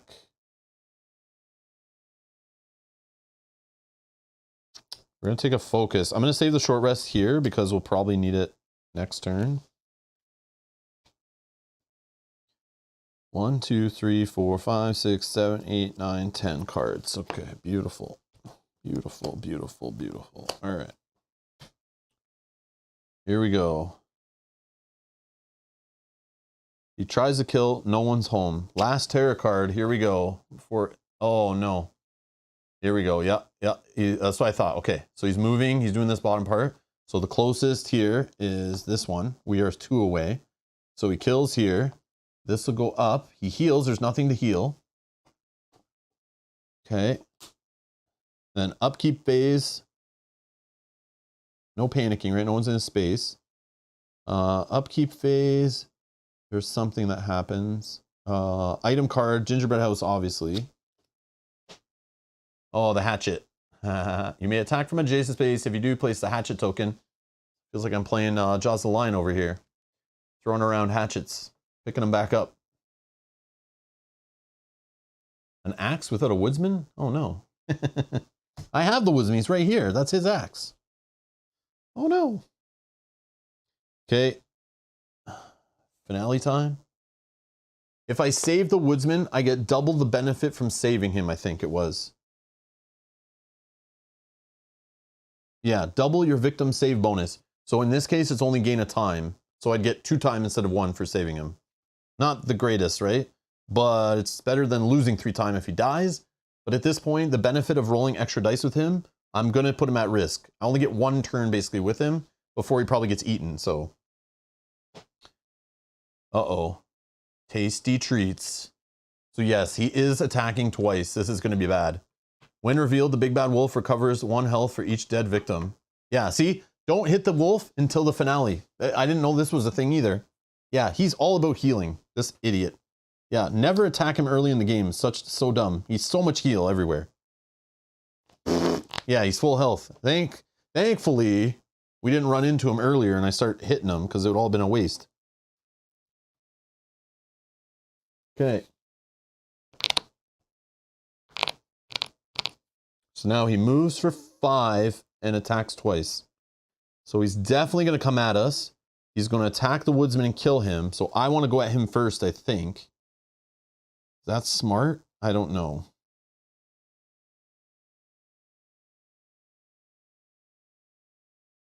So if I try a sprint, yeah, I need to get rid of this. I need to, because if he's entering my space, it's bad too. I start discarding cards. Yeah, I need to try to go at him, I think. Oh, okay. All right. 3 dice. Hey, Brian. Brian says, hi, Rob. I see you're as far up the bloodlust track as I am every time I play this stinker. Yeah, like, I don't know. There's just so many victims. I saved so many, and he's still eating this many, and there's still more on the board. Why are all these people playing around in the woods? Don't they have somewhere else to be? All right, here we go. We need a nice, juicy 3-move sprint, and we're rolling, but I probably won't get that. Oh, I can if I discard 2 cards, though. Yes, let's get them. Yeah, let's get them. Well, we don't need the walks or the focus really anymore, I think. So we're going to lose a time, and we're moving 3 spaces. When I move into the, or begin my turn in the big bad wolf space, I lose a health. When you move into, no. Oh yeah, when you move into or begin your turn. Oh, I thought it was when he moved in my space. I have to discard a random action card right now? Oh, this is bad. I misread that card. But we'll still do it. Whoops. Whoops. Yeah, this could all fall apart. I thought the action card thing only happened when he moves to me. Oh yeah, I'm dumb. Yep, I'm dumb. Yeah. I thought the other one was worded different. When you move into, yeah, so you're not supposed to be aggressive against him, but I feel like I need to be. I should have just waited for him to come at me. But then he would have killed the woodsman. And the woodsman gives me an extra die. So as long as I don't lose... Like if I lose a critical blow, that sucks. But I still have a weak attack. So I could get rid of one of these things, hopefully. And then when he attacks me, I can retaliate and hopefully get rid of the other one. So I think I'm still okay. Unless I lose or retaliate. Yeah. Yeah, let's do that. Okay, so we moved in. Let's get rid of a random card. Okay, what do we got? 1, 2, 3, 4, 5, 6, 7. So let's just roll. We got a D8 somewhere. I don't know. We'll just roll a D10, I guess. So 1 through 7. 7. Close call. Whoa, that was a close call. It almost got my critical blow? No, okay.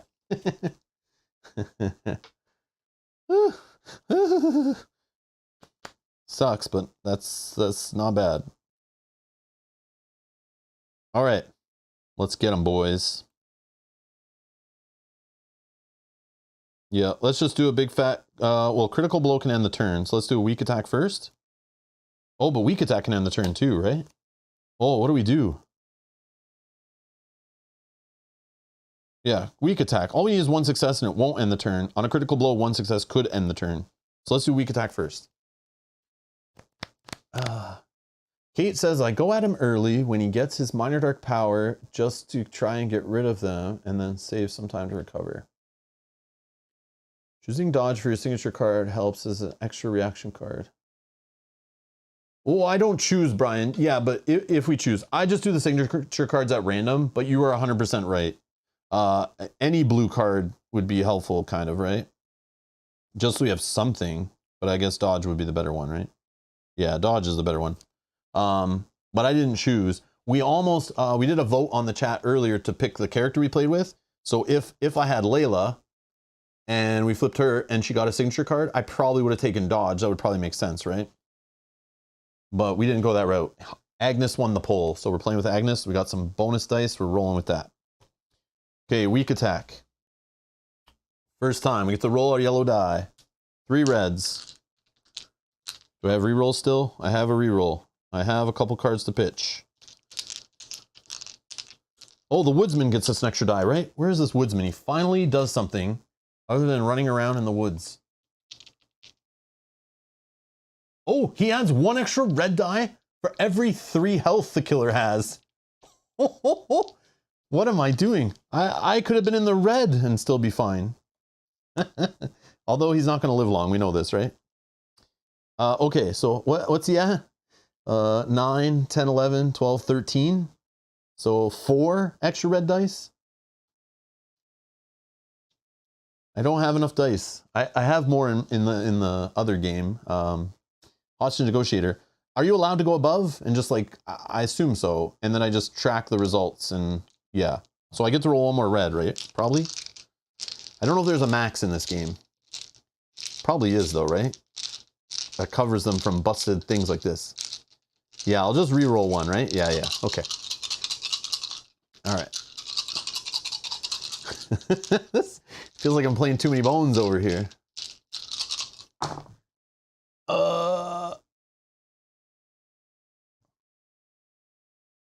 Now see, I could re-roll that because it bounced out of the tray, but I'm just gonna pretend like it's just landed in the tray today.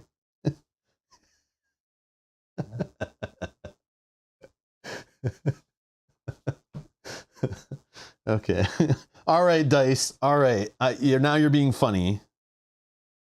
Throwing you all in the garbage later, by the way. Think you're funny. When I only need 1 success, I roll 5. Okay. Awesome. And I technically have a reroll. Yeah, all successes. Well, I guess 1 miss. How many bones did I roll? All right. I wish it was damage equal for each success or something. But like on the critical blow, I'm going to roll all misses. You're going to see. All right. So this will do 1, 2, 3, 4, right? Which goes 1, 2, 3, 4. That's like amazing. Both these stupid cards, I just poked him in the eyes and jammed my wet finger in his ear, and we got rid of those problems. Got him. All right, sweet. Now he's back to starting health. Now we go critical blow.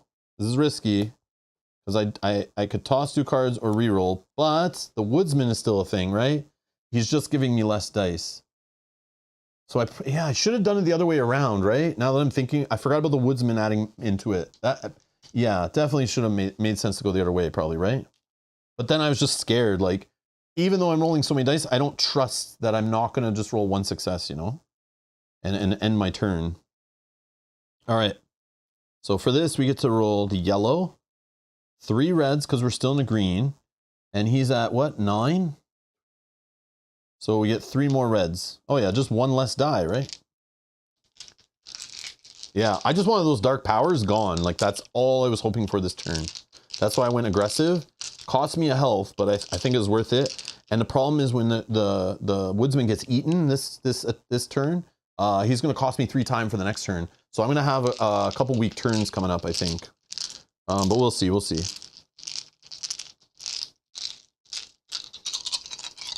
I'm like savoring this moment. You never get to roll like a whole crap load of dice like this in the game, except for those like 5 horror item cards. 2 successes. Oh, the yellow was a blank. Aww. I mean, I could re-roll the yellow, but is that greedy? That's greedy, right? That's like the definition of greedy. So we're not going to do that. So we did get 2 successes without having to waste any other cards. So we'll do 1, 2, 3, 4.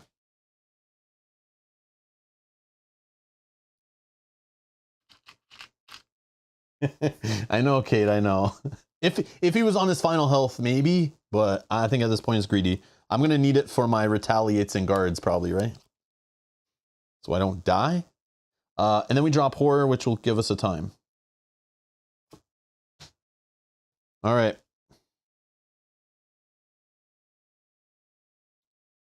And I don't care about starting in his space or anything, right?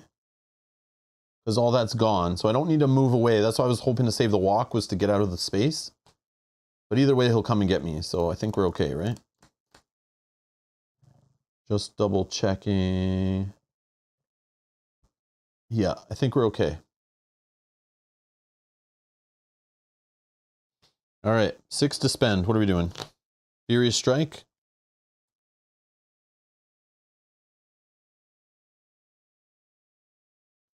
For 4, Furious Strike for 4.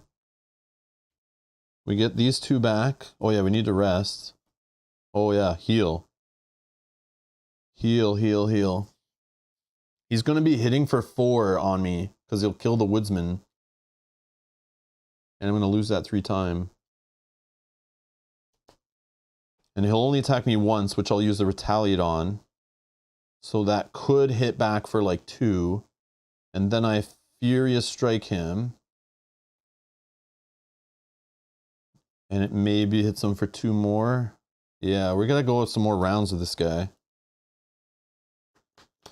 Yeah, I think. So 4 for the Furious Strike. What else?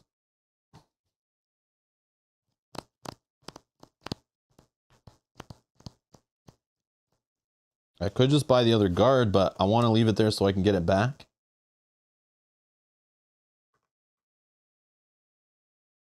But maybe I just grab it now. I should just buy any card. It doesn't matter.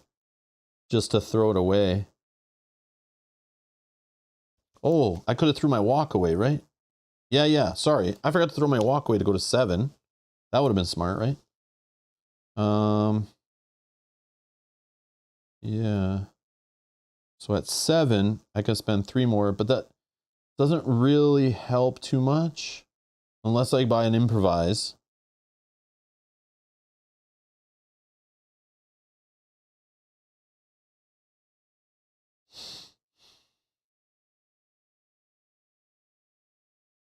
Or I buy a distraction, but I don't think horror is going to go up anymore, right?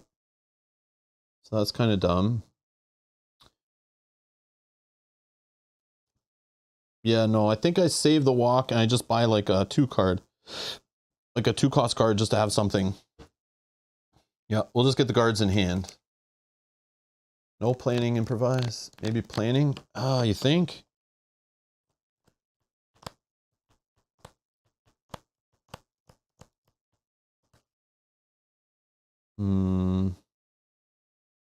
No, I'm going to stick with it. Okay.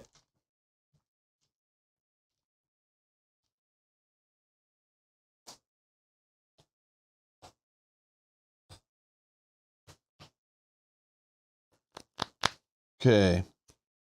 Reset. His turn. We're here. He attacks once, kills the woodsman. I lose 1, 2, 3 time. He now hits for 4 and moves for 6. Yeah. If the woodman dies while in your space. Oh, I should have moved away. See, I keep forgetting. Like I'm messing up rules big time. But I should have played the walk just to get out of the space, so I didn't lose this 3 time. Note to self, I guess. Oh, whoops. Yeah, I misunderstood that. I forgot there was that part to it. Okay. Oh well. Misplays all day. That's okay. That's okay.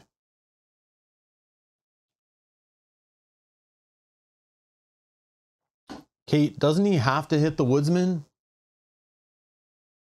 Like, doesn't this symbol mean he goes for victims first and then me?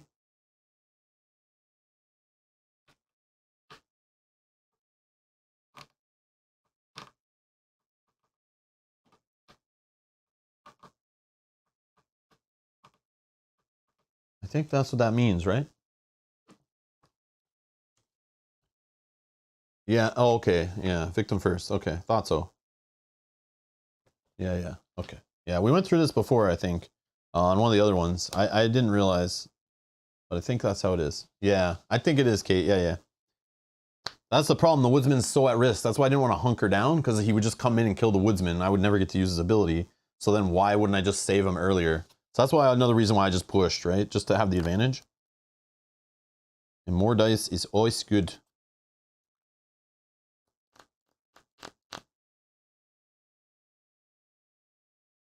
Moment of silence for the woodsman. Okay, now he's attacking me for 4. We're going to retaliate with our juicy yellow die.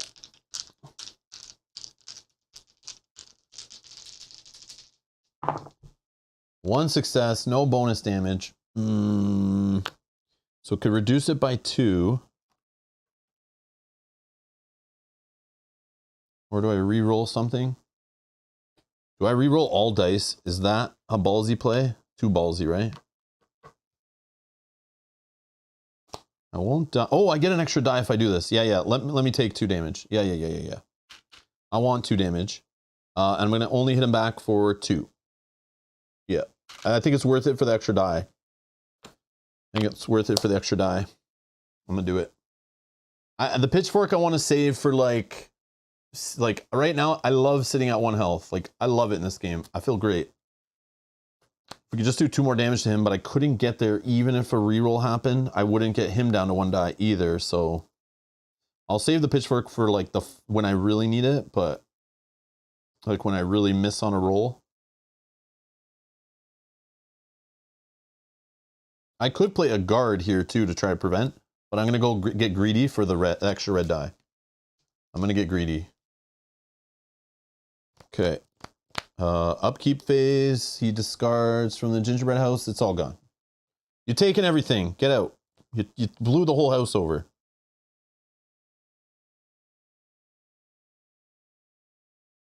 All right. Furious strike time.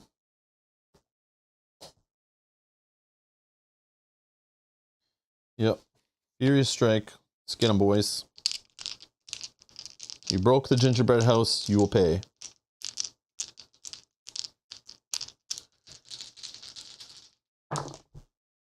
One success. Could be 2. if I toss 2 cards. Yes. So this will raise time because of this. I'm going to hit him for 3, which hopefully is the killing blow. Thanks, yellow die, for being useless. Oh, did I forget another die? Oh, yes. Thank you, guys. I forgot. Thank you, Kate. Thank you. I got it. Here, let me just move these out so I don't bump them. Okay. It's all different now. All different. Hold on. Taking back these 2 that I pitched, right? So I just get 2 natural successes. I still increase my time for this. The damage is still 3. Thank you, Kate. Yeah, I sit here saying how I love this, and then I just don't even roll it. I even looked over too, and then grabbed the wrong dice. Okay. Moment of truth.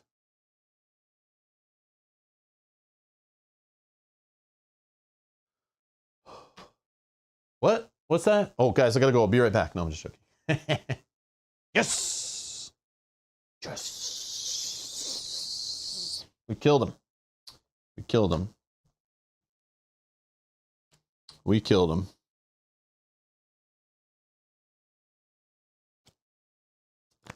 Winner, winner, wolf dinner. But if I didn't kill him there, let's say he had extra health, ends the phase, goes to his phase. Or no, goes to purchasing, right? I already have 2 guards, but then I'm on the back foot, right? Because I only have 4, I would have I can't pitch more money. So the next turn would be me just hoping to survive on guard rolls. And then the next turn would be me trying to finish him with like a weak attack.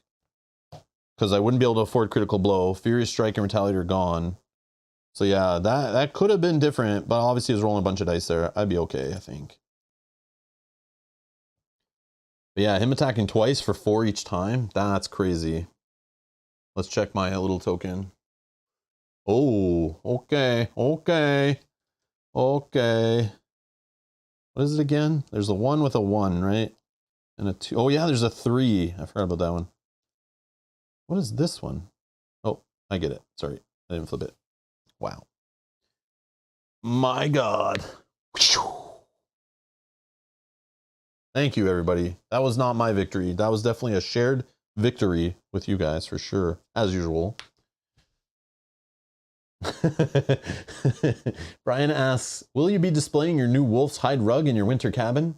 Well, it was going to be a gingerbread house I was going to live in, but he ruined that.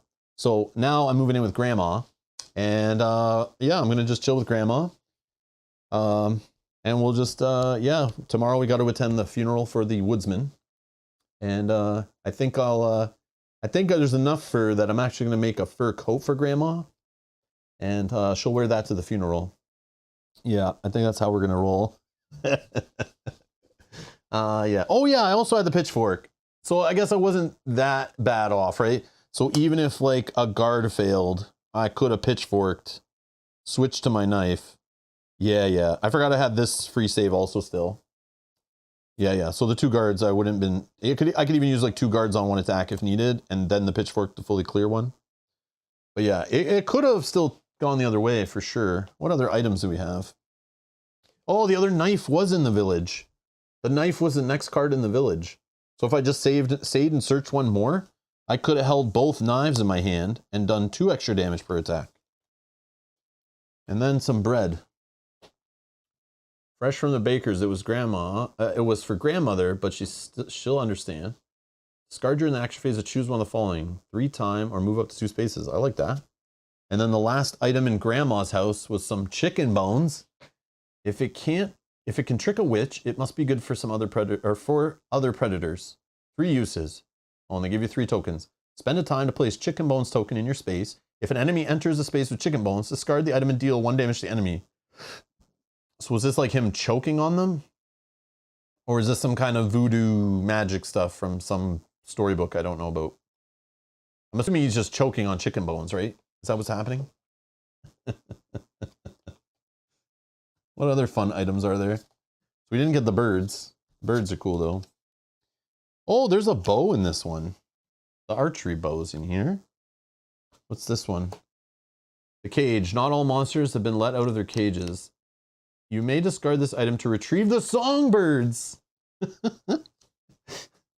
So you could use the songbirds twice in a scenario, right? That's 3 damage each time. It costs 3 time though. And they have to be within 2 spaces. But this is good. Obviously late game, you use it. This could be so powerful. The red cape. Over the river and through the woods to grandmother's house we go. For targeting. If there's a tie between you and a victim, the killer will target you instead of the victim. This is what I want. This is what would have worked for the hunker down strategy. And I wouldn't have gone so aggressive. Because if I knew the hunter would go after me and leave the woodsman alone, that would be cool. Slingshot. Sticks and stones can break some bones. The slingshot cannot modify an action card and must be used without one. It can only be used once per round. Do not discard the slingshot after 2 uses. You may remove a search card from your hand to replenish this item's uses. Oh, so you can reload it. And then the map. We've seen the map before, right? In other scenarios for sure. Discard during the action phase, and then for each deck of item cards, do one of the following. If the top card is face down, reveal it. If the top card is face up, you may remove it from the game and reveal the next card.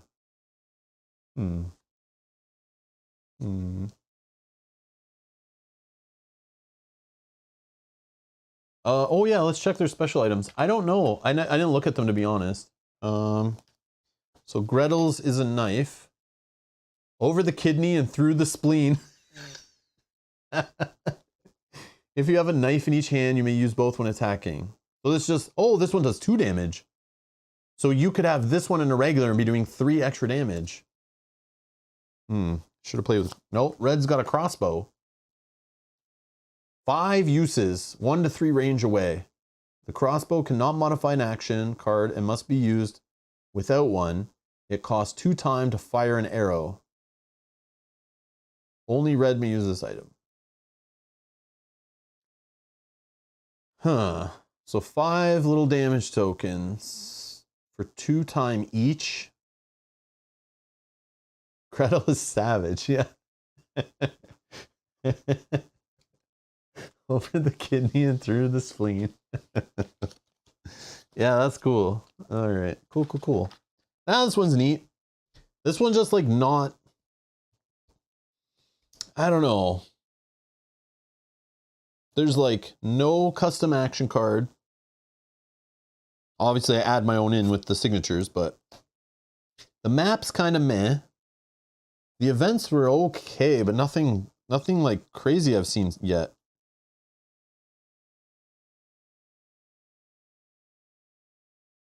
Like the moving around on a raft is kind of just like a vehicle. We've seen that so many times.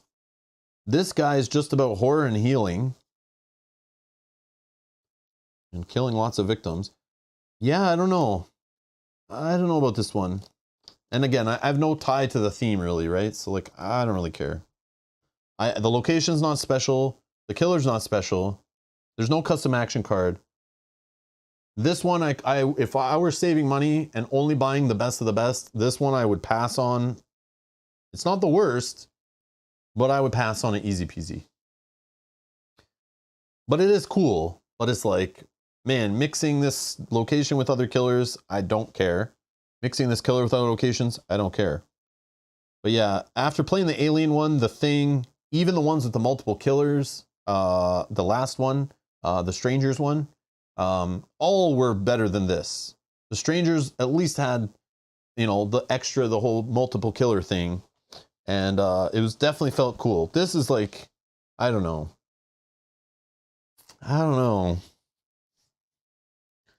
Yeah, this one feels just like the Hans one, if I remember correctly. It just reminds me of playing that one, but at least that one's themed around Friday the 13th. But that one's all about raising horror and just killing victims in like a pretty plain Jane location. So yeah, this one feels like the starter one for this set so far. But I still haven't played the Insane Asylum. Yeah, Han, maybe it's supposed to be the intro one for the second series, but then again, like, it's not like they're not printing the first series, right? Like, you're going to be able to find the first ones. I'm assuming they're going to keep printing them all and selling them all at local retailers and stuff while they still sell, right? Or was the intention, is first series never being printed again? And then once they make the third series, do they never print 1 and 2 again? If that's the case, then I can understand. But this one feels kind of filler to me. This one feels filler. And I expect as you keep expanding a game to make it more interesting, not just feel like more of the same. So this one just feels like, hey guys, we need a 5th scenario on the Kickstarter to fill the VHS box to make it the same as the last one, to be symmetrical. I don't know, here, just whip this one together. I don't know. It feels kind of lame. Like, I feel like there's other horror movies that are more appealing, more famous, more successful, more horror themes that they're probably saving some for future Kickstarters to drive them, right? Which is unfortunate.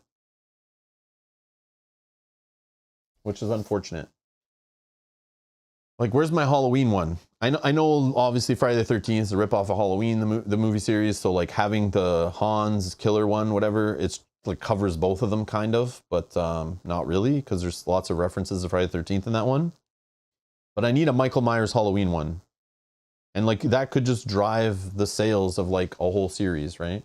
And the problem is too many of you idiots out there just back all in everything no matter what because you're completionists. I know, I'm like that sometimes too.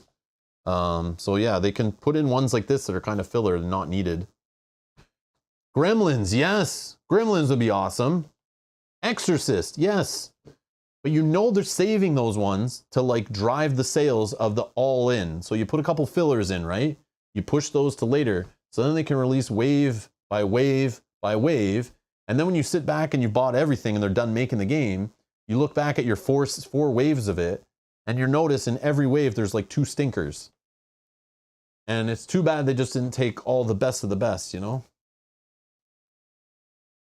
Oh, Halloween is Hans and Maple Grove. Yeah, you're probably right. You're probably right. Yeah, so you don't really need a Halloween one, right? Yeah, Jessica, I'm the same. That one wasn't that great for me either. Also, the circus one was kind of weird. It was still fun. It was cool. But again, like, I don't know. But at least it was different. It was like a weird location. I like the minion idea in that one. It was cool. But this just feels like, yeah, this is just vanilla. I know, I still want Halloween too. Because I want all the references in it too, right?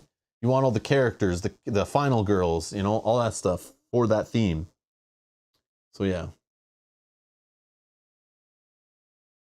Sin says you could get a season killer in a shopping mall, maybe. A 3-in-1 Easter, Halloween, and Christmas. Oh, The Ring. Yes, I love The Ring. One of my favorite horror movies. Yeah, The Ring is awesome. I love that movie. Yeah, I love The Ring. That was a good one. What else is there? So many good ones. Conjuring. Texas Chainsaw Massacre. Didn't they already do that one or no? Isn't that one in the first season or no? I can't remember them all.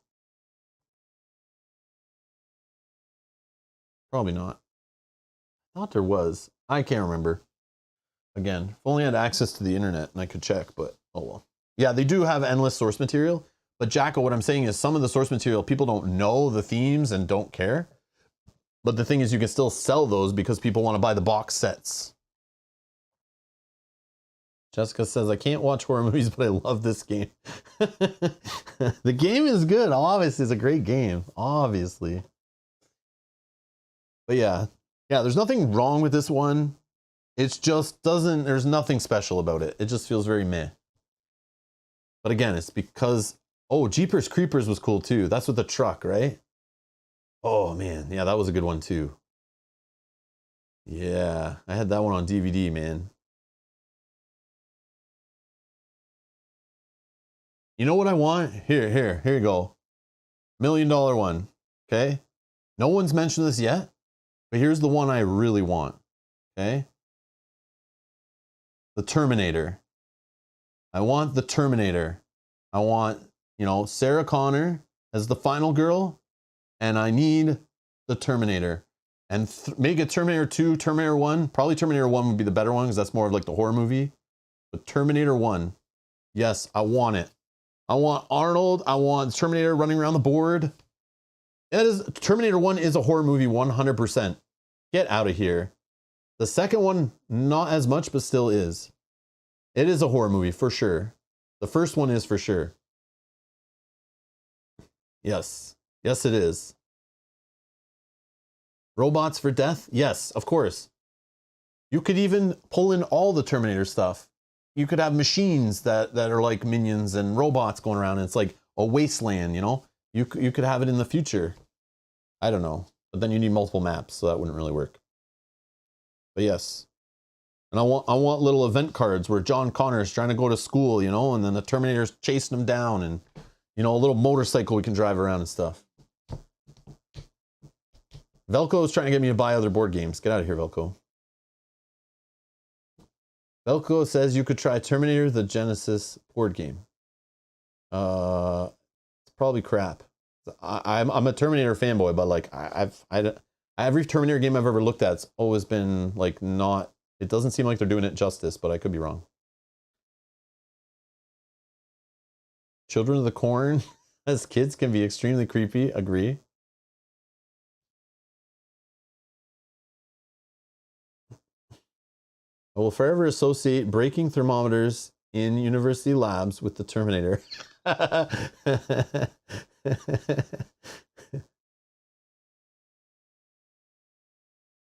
Oh, season 1 was Friday the 13th, Nightmare on Elm Street, Puppet Master, and Poltergeist. 3. You're missing one, Brian, I think. Wasn't it 5 boxes?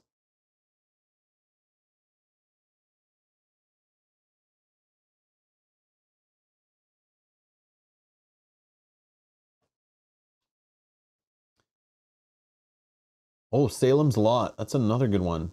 Pet Sematary. Pet Sematary. Or is that one already done? I know they did the birds in the little box. One of the little boxes is the birds. Maybe the other box is Pet Sematary, is it? But yeah, Pet Sematary. Or It. It? Oh, what about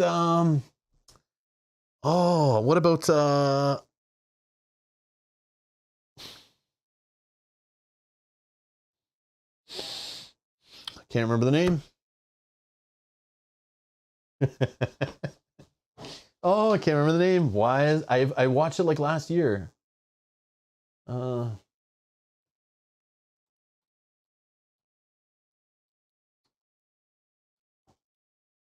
Shining. The Shining, The Shining, The Shining. Why couldn't I remember the name? The Shining. In a big hotel. Right? Oh man, The Shining would be cool.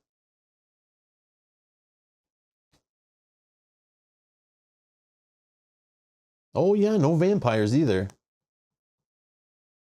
Listen, Yogi, get out of here. You could still put it into this game mechanics, all right? Jaws? Jaws would be good. Red rum. Red rum. There's a fan-made clown killer on BGG. Yeah, Lost Boys. Vampires on Mars Fright Night. See, the thing is, there's already a good Jaws board game, but like not. I don't think you can't play that solo, right? It's like one versus many, right, or something. Still need to get that and play that game, because I do love Jaws.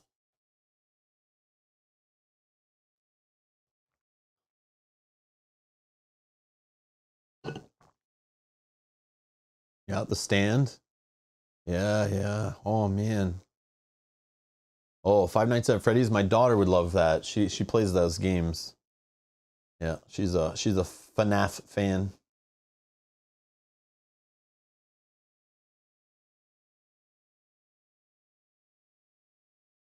See you later, Brian. Thanks for stopping in.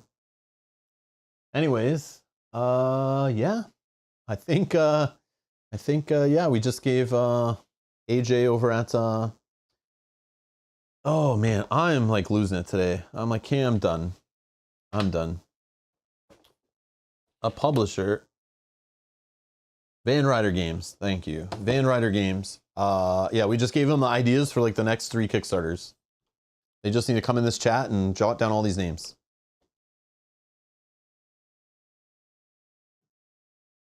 They could also do like some of the M. Night Shyamalan movies where they seem like horror, but maybe they're not horror.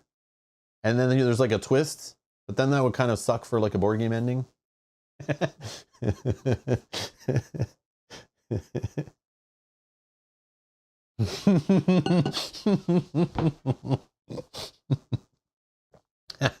I got booed. Jacko, I don't know, probably this coming like next week, I think. We'll pick a weeknight probably of next week. We'll do one looking at the event catalog and stuff. So I want it to be before the event catalog wish list submission stuff happens, which I think is Sunday the 21st. So it'll probably be next week. So it'll give people like a week-ish of time to see the stream and understand how the event system works for Gen Con and submit their wish lists and stuff. Yeah, hopefully that makes sense. Hopefully that makes sense. Oh, the Mummy. Yeah, that'd be cool. Pan's Labyrinth. I saw that movie in theaters. That one was really cool. I like that movie. Yeah, the events, yeah, they can be very overwhelming. I'll talk you off the ledge for sure. I can still remember my first Gen Con and looking at that system, and the second one and the third. It took me a couple to like fully wrap my head around all of it, experience it all from different aspects. We'll talk all about that on stream. We'll have Mel here to give her 2 cents on it. The rest of the chat who've been before giving their 2 cents on it.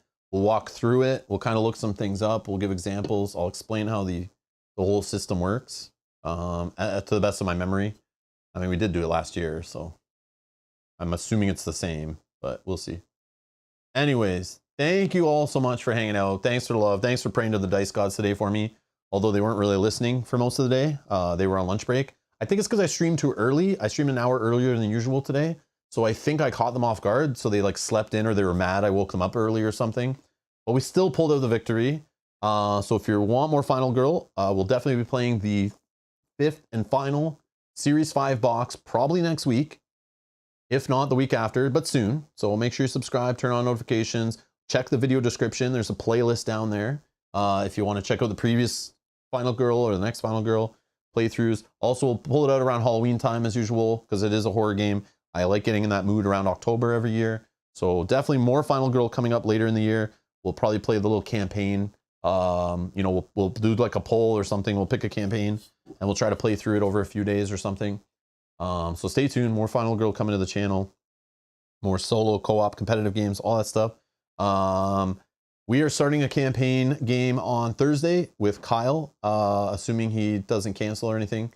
Hunters AD 2114, which I've been looking forward to for a while since Mel painted it like last year.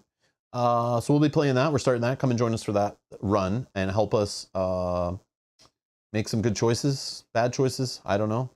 But check out that. Starts Thursday. More Frosthaven this weekend. Lord of the Rings living card game this weekend. And many other games in the future. It never ends. But thank you everyone for the support. Thanks for watching. Thanks for hitting the like button. All 23 of you. And I'll see you in the next stream. Bye-bye.